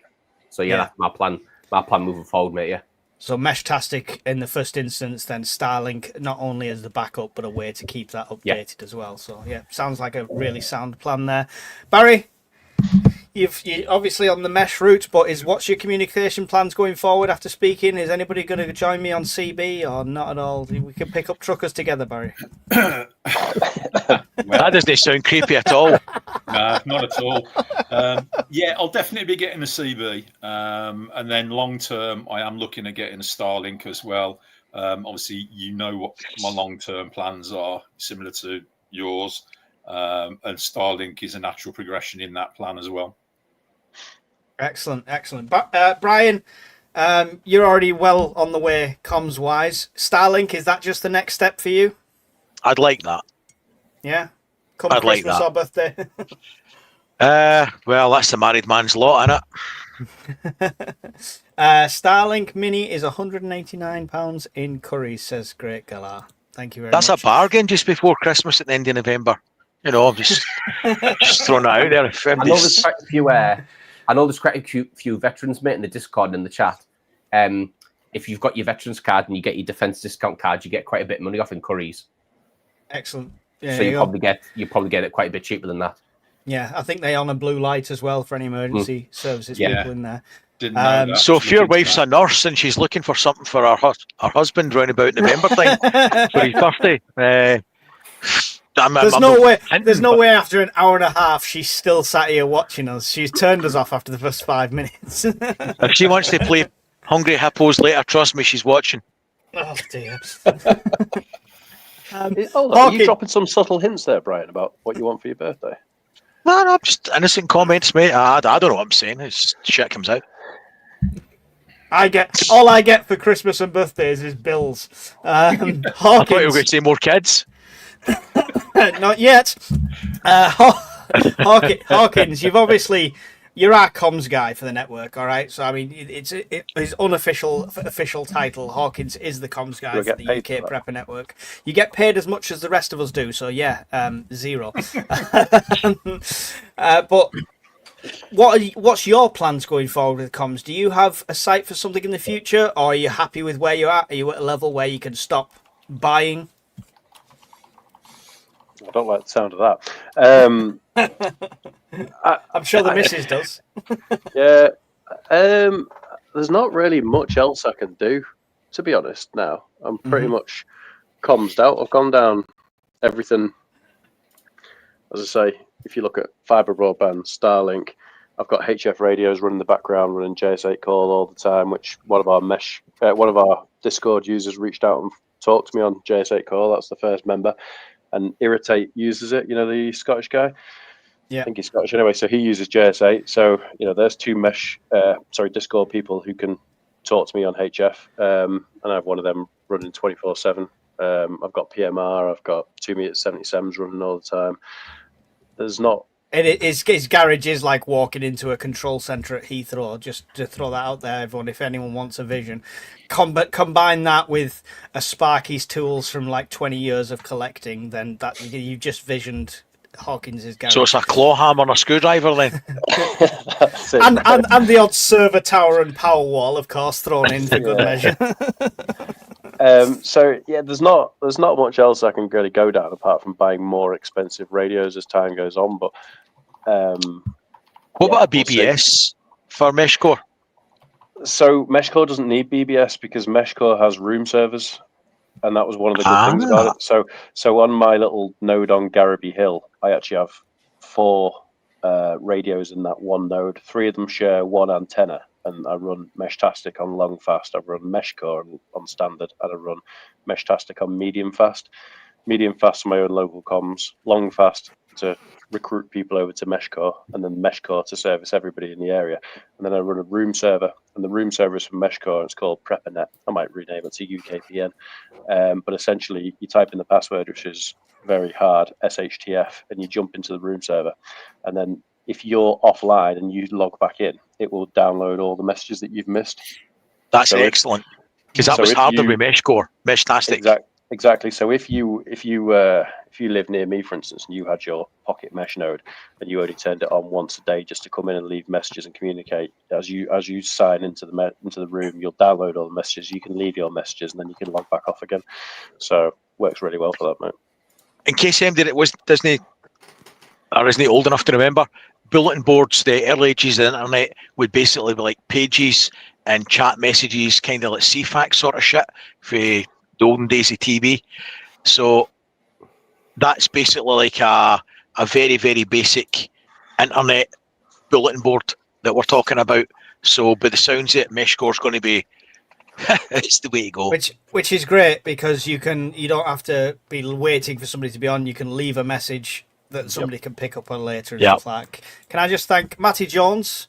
1 hour 35 minutes into a stream, and that's our first super chat. Hey, thank you very much, Matty Jones. Just a little thank you to keep up the good work. Thank you very much. Really appreciate it.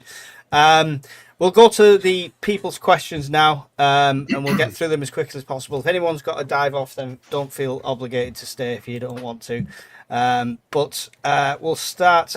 Some of them are comments, some of them are questions. I've just started a load, so if I click on random things, it's because I didn't see anything.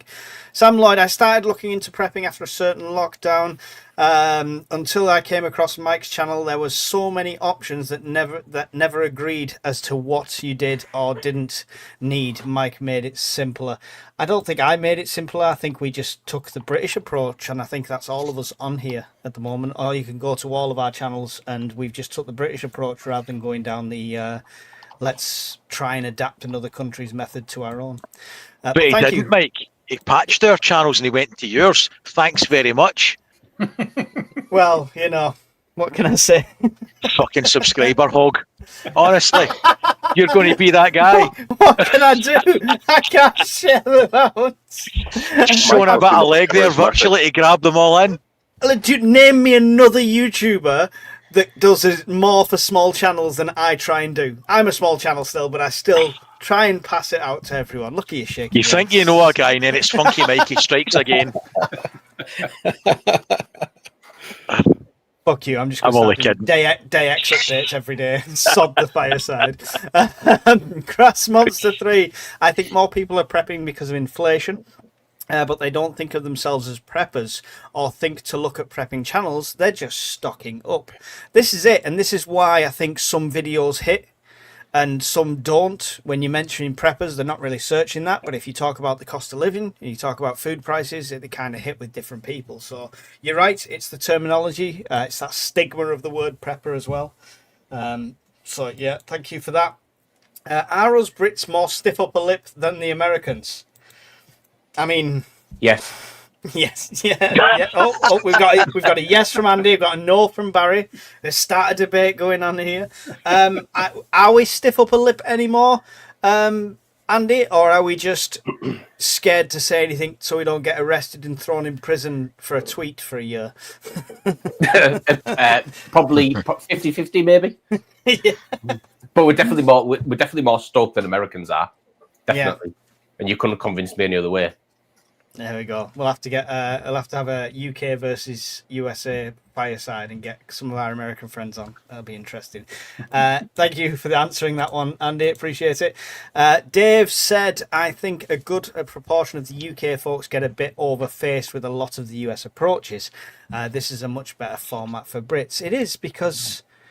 Don't get me wrong, there's nothing wrong with the US prepping channels and the US approaches in the US. You've got to prep to your environment. Like, if I moved to South Africa, where Guardian's from, I couldn't prep like I do now. It would be a whole different story. You've got to prep to where you are and to your means as well. Hi, I got a CB ham radio antenna outside plus handheld, and I have backup Wi-Fi, Starlink, and walkie-talkie. Elusive's on the ball. He's got everything. He's going to join me in the CB club. One of us. Yeah, it's the CB club. One of us. Yeah. Still got my old cab radios. Does that count? Says Magic Acres. Yeah, definitely. All comms count. All comms count. We saw Kane's comment before for the how fast, so I'll put that up. Miss Worm, question. I have no one within 200 miles of me that I want to talk to, apart from carrier pigeons. What options are available to me? Eat the pigeon. Darling. She's got a cat, hasn't she? It doesn't matter about your neighbours though, right, Hawkins? How far can you? What's the mileage you're reaching now? I know you named a few different places, but what kind of mile are we talking on mesh core? Due to a few strategically placed repeaters on hilltops, about 120 miles I can go. Right. So you just got to be less picky with the people you talk to, Miss Worm. That's pretty much the gist of it. But in theory, in theory, Hawkins, if you've got 120 miles, in theory you could get further, couldn't you? If you do the same thing again. Oh yeah. If you were to put them on every hilltop, well, mountaintop in the UK, yeah. Is mesh core same as Meshtastic for the limited number of hops? No, so I don't know what Meshtastic is now. I think it was 7 back in the day. Yeah. Mesh core can do 64 hops. Oh, nice. We should try and make it a goal to link all of the zones. You know, a long-term goal of the channel. Link every zone. There is issues with this. If you bring every man and dog in the country together, you will run out of bandwidth. So because LoRa, the protocol that you use on 868, is very low bandwidth, it is very low. By bringing so many nodes together, you can overload it and bring it to a halt, essentially. So that's why one of the things Mesh Core was good at from the start versus Meshtastic, because it came around on the popularity of Meshtastic. It was designed to be very low in telemetry packets. So one of the things Meshtastic was doing, it was sending out adverts all the time. It was saying, oh, look at me, I'm here. Oh, look at me, I'm here. Oh, look at me, I'm here. It was sending out your battery voltage. It was sending out your GPS coordinates. It was sending out tons of background telemetry, and that was bogging down the mesh. So Mesh Core from the start has been designed to be very picky with what it sends out. Like it'll default only an advert, I think, once every 12 hours to say, oh, look at me, I'm here. So if you send a message, it'll go instantly. But all that background sort of telemetry isn't bogging down the network. And that's one of the key things that's being good about Meshcore versus Meshtastic. I literally sat next to Hawkins and said, I'd love to be able to link all the zones together. I pretty much said that. So we it'd be kind of nice. could, though, if we cheat slightly. So you've got Meshcore for short to medium range, and then linked with Starlinks across. Yeah, because the Starlink's not going to point to point. Yeah, we've got options. I just want an excuse to have a big map of the UK in this room, so I can say I'm speaking to Zone 1 right now, or Zone whatever. You know. You mean like the ones on my wall in the garage? Yeah. Definitely. Andy's laughing. What's happened? No, because you said you said we've got options, and I was like, "Fuck off! Don't say it. Just leave it at options." he prefers the word choices, so that's why. Well, you got to have choices and options. I don't know if we even answered that last question. Hopefully we did. Can people steal nodes? If in the wild, do they cost a lot? So yes, there's always a risk with that. So you want to talk us through that, Hawkins? Yeah. So I deployed a stealth node when I first started on the local hill, and that lived out its life until I found a better place and approached a landowner, and it's in their back garden, essentially on a hilltop. I've got another one that's on another hilltop that's, I suppose, in public view, but it's off the edge of the hill, so you'd have to be a bit silly to go walking there because there's a chance you'll fall off the edge and have a nice death. So that's where that one sits, and nobody's touched it since. But I've got a friend of mine who had some up in the Yorkshire, not the Yorkshire Dales, the Peak District, and two of them got cut off the back of posts. They were steel cable tied to the back of like a post with a little antenna on, very small, discreet sort of things. And someone came and stole them both, cut the steel cable ties, and took them. So, but again, cost is all subjective. It depends how much and how bulletproof you want to make it. My biggest, most powerful node, let's put it this way: it's got a 1 kilowatt, 1 kilowatt hour LiFePO4 battery in it, and that was 200 odd quid. I mean, can you not just stick a £1 sticker on it that says high voltage, danger of death? and some people have done that. I saw some Manchester lads have posted some pictures of doing that the other day. So people 3D print cases for them and do them nice and cheap. It really is how much do you want to spend. You could spend probably as little as 50 to 70 quid to make like a hilltop node, up to probably what I've spent on one of mine, which is probably 800 quid or something like that. But it just depends how the reliability you want, how secure you think it will be there, and how long you want it to last if there's a nuclear winter. Yeah. So the answer is yes, definitely people could steal them, but it's the same as starting off in the first place with your actual own node and your phone. It's how much you want to spend. It's entirely up to you. You could go really cheap, or you can just piggyback off everyone else's. Alan, you've got 3D printers, if I remember rightly. Is that right? I've got a friend who's into 3D printing, so yeah. I mean, if I was to go to him and say, print me up this, he would do it no problem. Good to know. I think I mentioned this to Brian as well. If we needed something like that, he's got quite a few. He's got a little bit of a side business. He does a lot of Ghostbuster type stuff, weirdly enough, for charities and things like that. So he's always 3D printing bloody Ghostbuster guns and things like that. It's pretty cool, actually. But, who are you going to call, though? Him. for everyone offended like me that Alan just said Ghostbuster guns, he means proton packs. All right, just so you're out there, Fun fact, by the way, I body doubled for the Stay Puft Marshmallow Man back in the day. Just throwing it out there. I don't like to boast about it, but it's true. They must have used an awful lot of white paint. Well, you know, I went to the same place you get your suntan, mate. I just went in the buff. There's no way somebody waxed you to that level, so I don't believe you.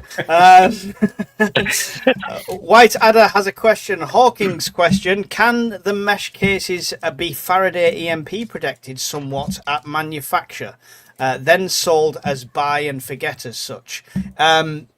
I have no doubt you could stick it in some sort of Faraday box, but the buy and forget is an issue. Well, it was an issue with Meshtastic. Is it still an issue with Mesh Core? It will be. Yeah, you've got to keep the firmware update on them and practice with them, really. But yeah, you're right. You can't manufacture the device to be EMP proof because it's got an antenna, and antenna needs to be able to radiate and pick up frequencies. So, but yeah, you can stick it in a Faraday bag. I've got Faraday bags down there. Just throw it in one, but yeah, yes and no. Up to you, up to the individual if they think it's a valid concern. I don't. I do like how you said down there, like, and you've just literally pointed at something. Yeah. I have no doubt. Yeah. What you could do, by nature of the cost of them, because they're not that expensive if you're just buying the little modules, you could have your nodes up and running and still have a bag of spares. It's not going to cost you a fortune. And if something does fry them, right, you could still run around and change, because the antenna's probably going to be okay. It's probably just the chipsets that are going to be fried. Probably the MPPT controller, battery, maybe the BMS, but you could certainly run around and replace them all because the price point's doable. Yeah, for a rack board, like a rack 4061 or whatever it is, which I think are the best, and a battery, you can probably get them for like 45 quid for a 10,000 milliamp hour battery and a rack module. So if you wanted to stick a couple of them in Faraday bags, and as you say, there's your backup. Yeah, you could rebuild your network in an afternoon. Excellent. Yeah, quicker than BT could do it. That's a cert. Thank you for that. Appreciate the question there, White Adder. Hopefully that helps. Another one straight for you, Hawkins. This should just be the Hawkins show.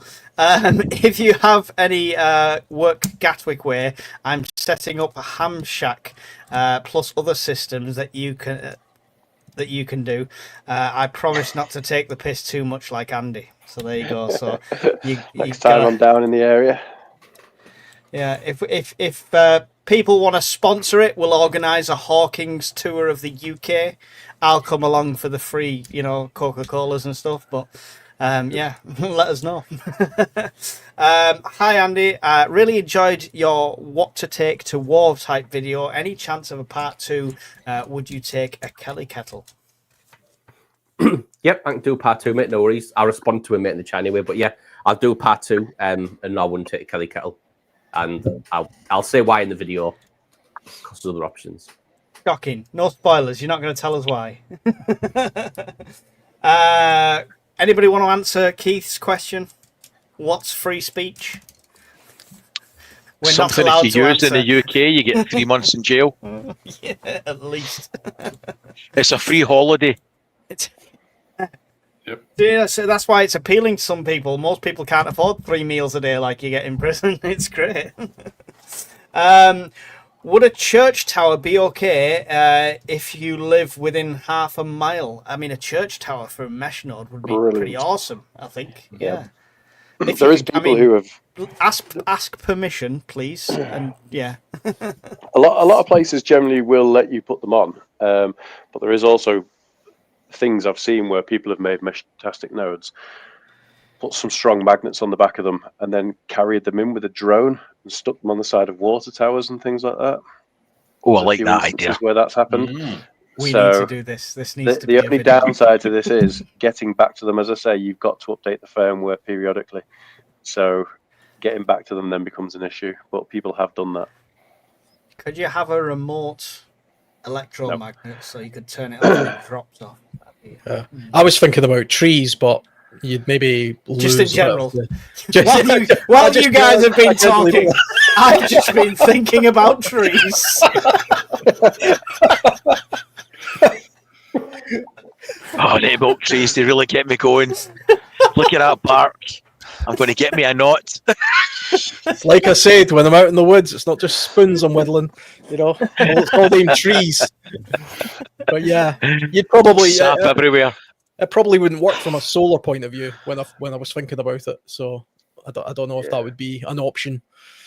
But at the same time, I've got a node up near Catterick Barracks. It's not in the barracks; it's near there, and it's battery powered, and that's been up there for 4 months now, and I think it's down to about 50%. So I'll go and drag it back at some point, and I'll throw a solar panel and stuff on it next time for deployment. It was just a test node originally, but it's linked all the Darlington and Stockton-on-Tees and everything area to the Yorkshire mesh. So now it's proven its worth. I'll deploy something a bit better.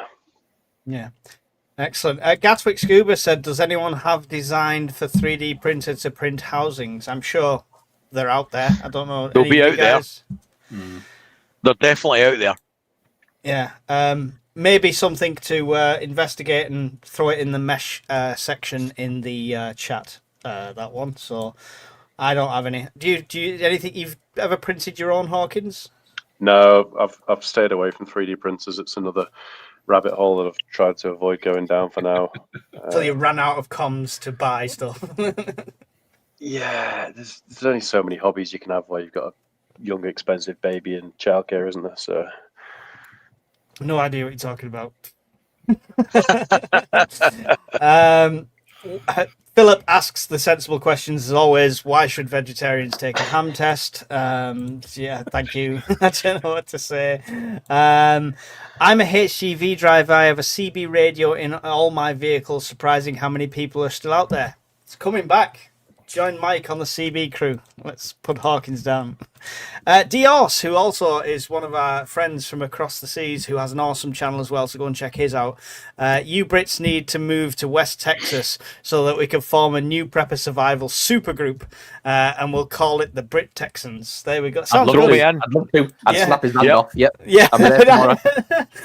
look how loyal we are to this country at the Yeah. moment. So we're all just like, get us the ticket. Dios, get us the ticket. They'll be there. Wow, I didn't expect that response so quick. Zero loyalty. It's your fault, Starmer. That's a knock on my door. I'm just looking down because I was 60 behind to see if there's any other questions. Has anyone noticed any? Oh. Yeah, Steve had a good one, mate. Where is it? Where there was about Barry. Steve had one. Didn't he? Yeah. Barry looks like I'm guessing Barry's seen it. Red Dwarf. It looks like what? He looks Oh, like the for fuck's Timu sake. version of Ollie from Red Dwarf.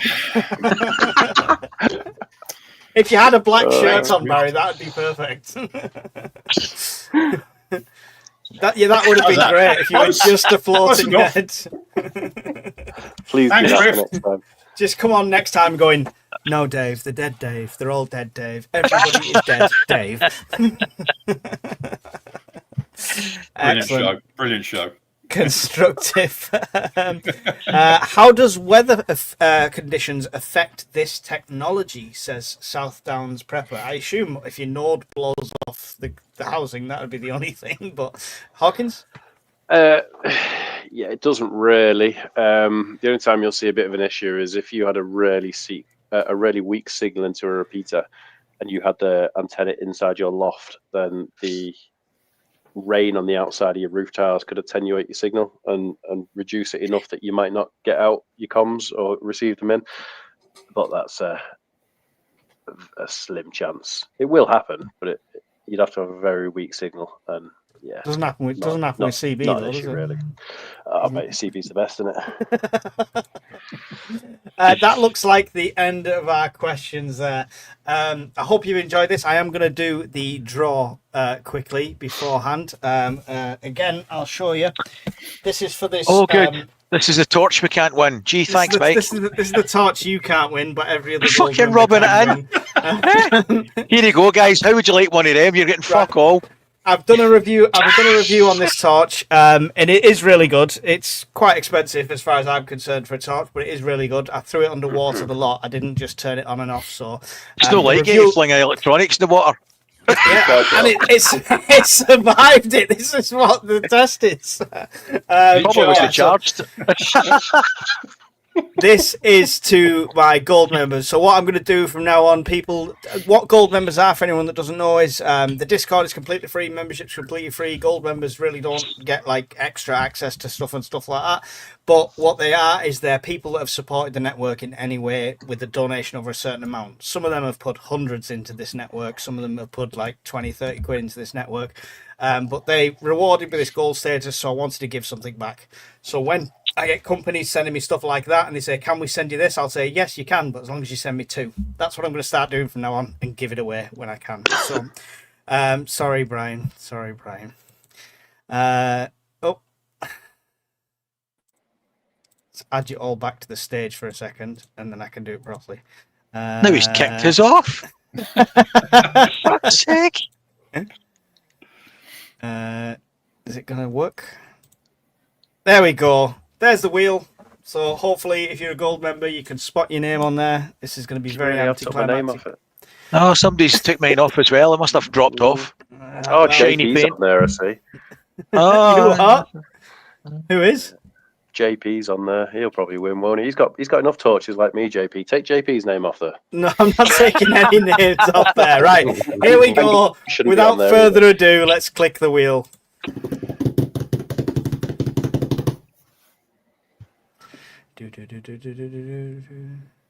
Oh, oh. oh. Is it stopping? 3. It's stopping. There we go. Gappy's Adventures. Absolutely Congratulations. brilliant. Yep, congratulations. Get in touch with me. Send me a message with your address and stuff like that via the Discord or via the email, whatever you want, and I'll get that shipped off to you this week. And enjoy. The box is still sealed, so if you open it and it's not charged, that's not down to me. All right, just throwing Shockers. that out there before Andy gets it in before me. Look at him rolling over. So yeah, hopefully Gappy's in here. I don't know if anyone can to say if he's in here, but. Soggy box, flat as fuck. Gappy's written in the chat. Send it to Hawkins. He doesn't want it. Sound. No, he definitely didn't say that. Yeah, still here, Gappy's Adventures. Hopefully he is. Anyway, that's it. We spoke about the community. We can't say any more than all 6 of us recommend it. Anybody who's joined it recommends it. In the space of a year, we've had 2 people, Brian, that maybe had to be taken out the door. And it took a lot to do it. Yeah, and it really did. It really did. We're very tolerant people. And some people have left off their own accord. But other than that, it's been absolute bliss compared to 2 weeks on Facebook, which has been a nightmare. The Discord's run smoothly. So come and join the Discord. Nobody's joined it and regretted it as far as I've seen. So yeah, get involved. Go on, Brian. Oh no, I just meant I joined it and regretted it. That's all. That's only because people hound you 24/7 for solar supports. If There you is a need bit of solar support, join the Discord and message Brian. Whatever it So is. Any time of day. A night or day. Yeah. If he's not answering, message me. I'll give you his phone number. You fucking won't. I'll give you his address. Hawkins, you best not say anything. We've all got pictures of you. You don't want sharing. Right. Alan, any final thoughts on any of our subjects tonight? Culture, community, communications, and your goodbyes, please. I just think it's a good idea to get into some sort of community like this and stick with it as much as possible. I think it's got lots of value, and then like me, from there you can get ever more connected with the tech and the comms and all that kind of stuff as well. But just start by seeing what other people have got to say and things like that, and that's pretty much it. Excellent. And if you're interested in survival advice and seeing Alan out in the wilderness, go and check out World Survivalist. Awesome channel. Andy, any final thoughts and goodbyes to everyone? Yeah, I think everyone here, met everyone in the chat and Discord. I think we've made a great community, mate, for preppers. There's some great subject matter experts in it, like Bryce, Solar, Hawkins with the comms. And it's a cool space, mate, in there. No judgment in there. You can ask whatever you want. No. The only stupid question is one that you don't ask. So yeah, I think we've all done well, mate, to get it up and running. And if anybody hasn't joined the Discord, it's definitely worth it. It's the only place where, as opposed to other prepping channels, you've got direct access to everyone that's on here. You can private message, you can ask us questions. So jump over, guys. If you're not in it, you really are missing out.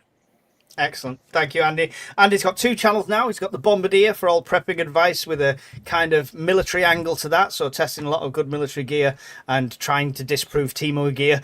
But he's also got Shadows and Sightings. So if you're into a bit more the UFO kind of things and the conspiracy stuff, definitely worth checking out. Miss Worm will post his channels on there. Thank you. Barry, any final thoughts for everybody in your goodbyes? No, it's been a great episode again tonight. Thanks again for having us, and everybody's input has been great. Learned a few things again, and look forward to doing the next one. Excellent. Barry's got channel Brown Coat Prepper UK. Great channel, prepping from a very starting point, somebody new to it almost, and starting to take the off-grid journey as well. So worth following along. Learn from his mistakes so you don't make them yourself. That's the best way to do any of this. So go and check out Barry's channel, Brown Coat Prepper UK. Brian, any final thoughts and goodbyes? No, really, mate. Just what I said earlier, that I think the two are the same. So if we communicate, we build community, and if we build community, we build communication. So that it's the same thing, and it's a good thing. So yeah, that's it. And thanks for watching. Yeah, go and check out Brian's channel. It's a bit of everything, including a very disgruntled fish. And if you think, what the hell's he talking about? Well, you're just going to go and have to subscribe and find out for yourself. The fish is a cunt. There you go. Brian's got mental problems, but it's worth watching. Hawkins, you don't have a channel, so there's nothing to promote there. But any final thoughts? Because it was kind of a you-centric second half to this fireside. So any final thoughts on comms, as long as it's not bad-mouthing CB or Coca-Cola? I need to apologise to Irritate, because I thought he was Scottish for some weird reason, and he said that he's not a kilt-wearing Pepsi Max drinker. So, apologies. How offensive. Yeah, compared to Brian. No, I just encourage everyone to get some sort of form of communications, whether you're just picking up a shortwave receiver so you can listen to emergency messages, or like an FM receiver, or get a mesh-tasted node, get a Baofeng and learn how to program it to PMR frequencies, but get something so you can start learning and jump down that rabbit hole, and then get your license if you find it even a little bit entertaining and fun and want to take it a little bit to the next level. Study for your ham license, because all you're doing is learning about technology, becoming a bit of an engineer like Andy likes to have as his friends. And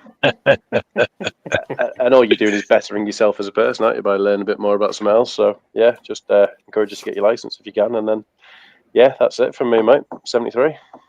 Excellent. Thank you to Miss Worm, our awesome moderator, chief moderator in there, and Evil and all the other moderators in there helping out. She also has a channel. It's not prepping related. It's something a bit different. If you want scary stories, both classic and original content, please go and check her channel out as well. Show her that love and support that she does for us, and doesn't charge us a penny for it. So thank you very much, Miss Worm. It's really appreciated, everything you do for us. Yeah, I think that's it. All my links are below. If you're new to prepping, there's a new guide out as well, so go and check that out. Other than that, we'll see you in the next one when I find the button to click. Bye, everyone. See ya. Bye, guys. In the glow of embers dance, we've prepared for every chance, living simple, living true, with the dream we all pursue.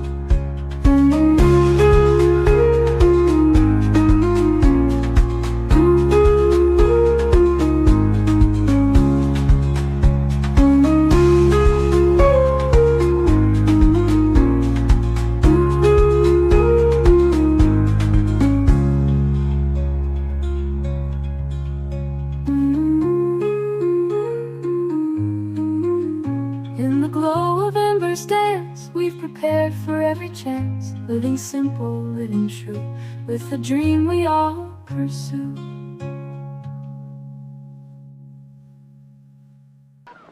I'm Brian! I'm Brian! I'm Brian! I'm Brian! I'm Brian, and so's my wife!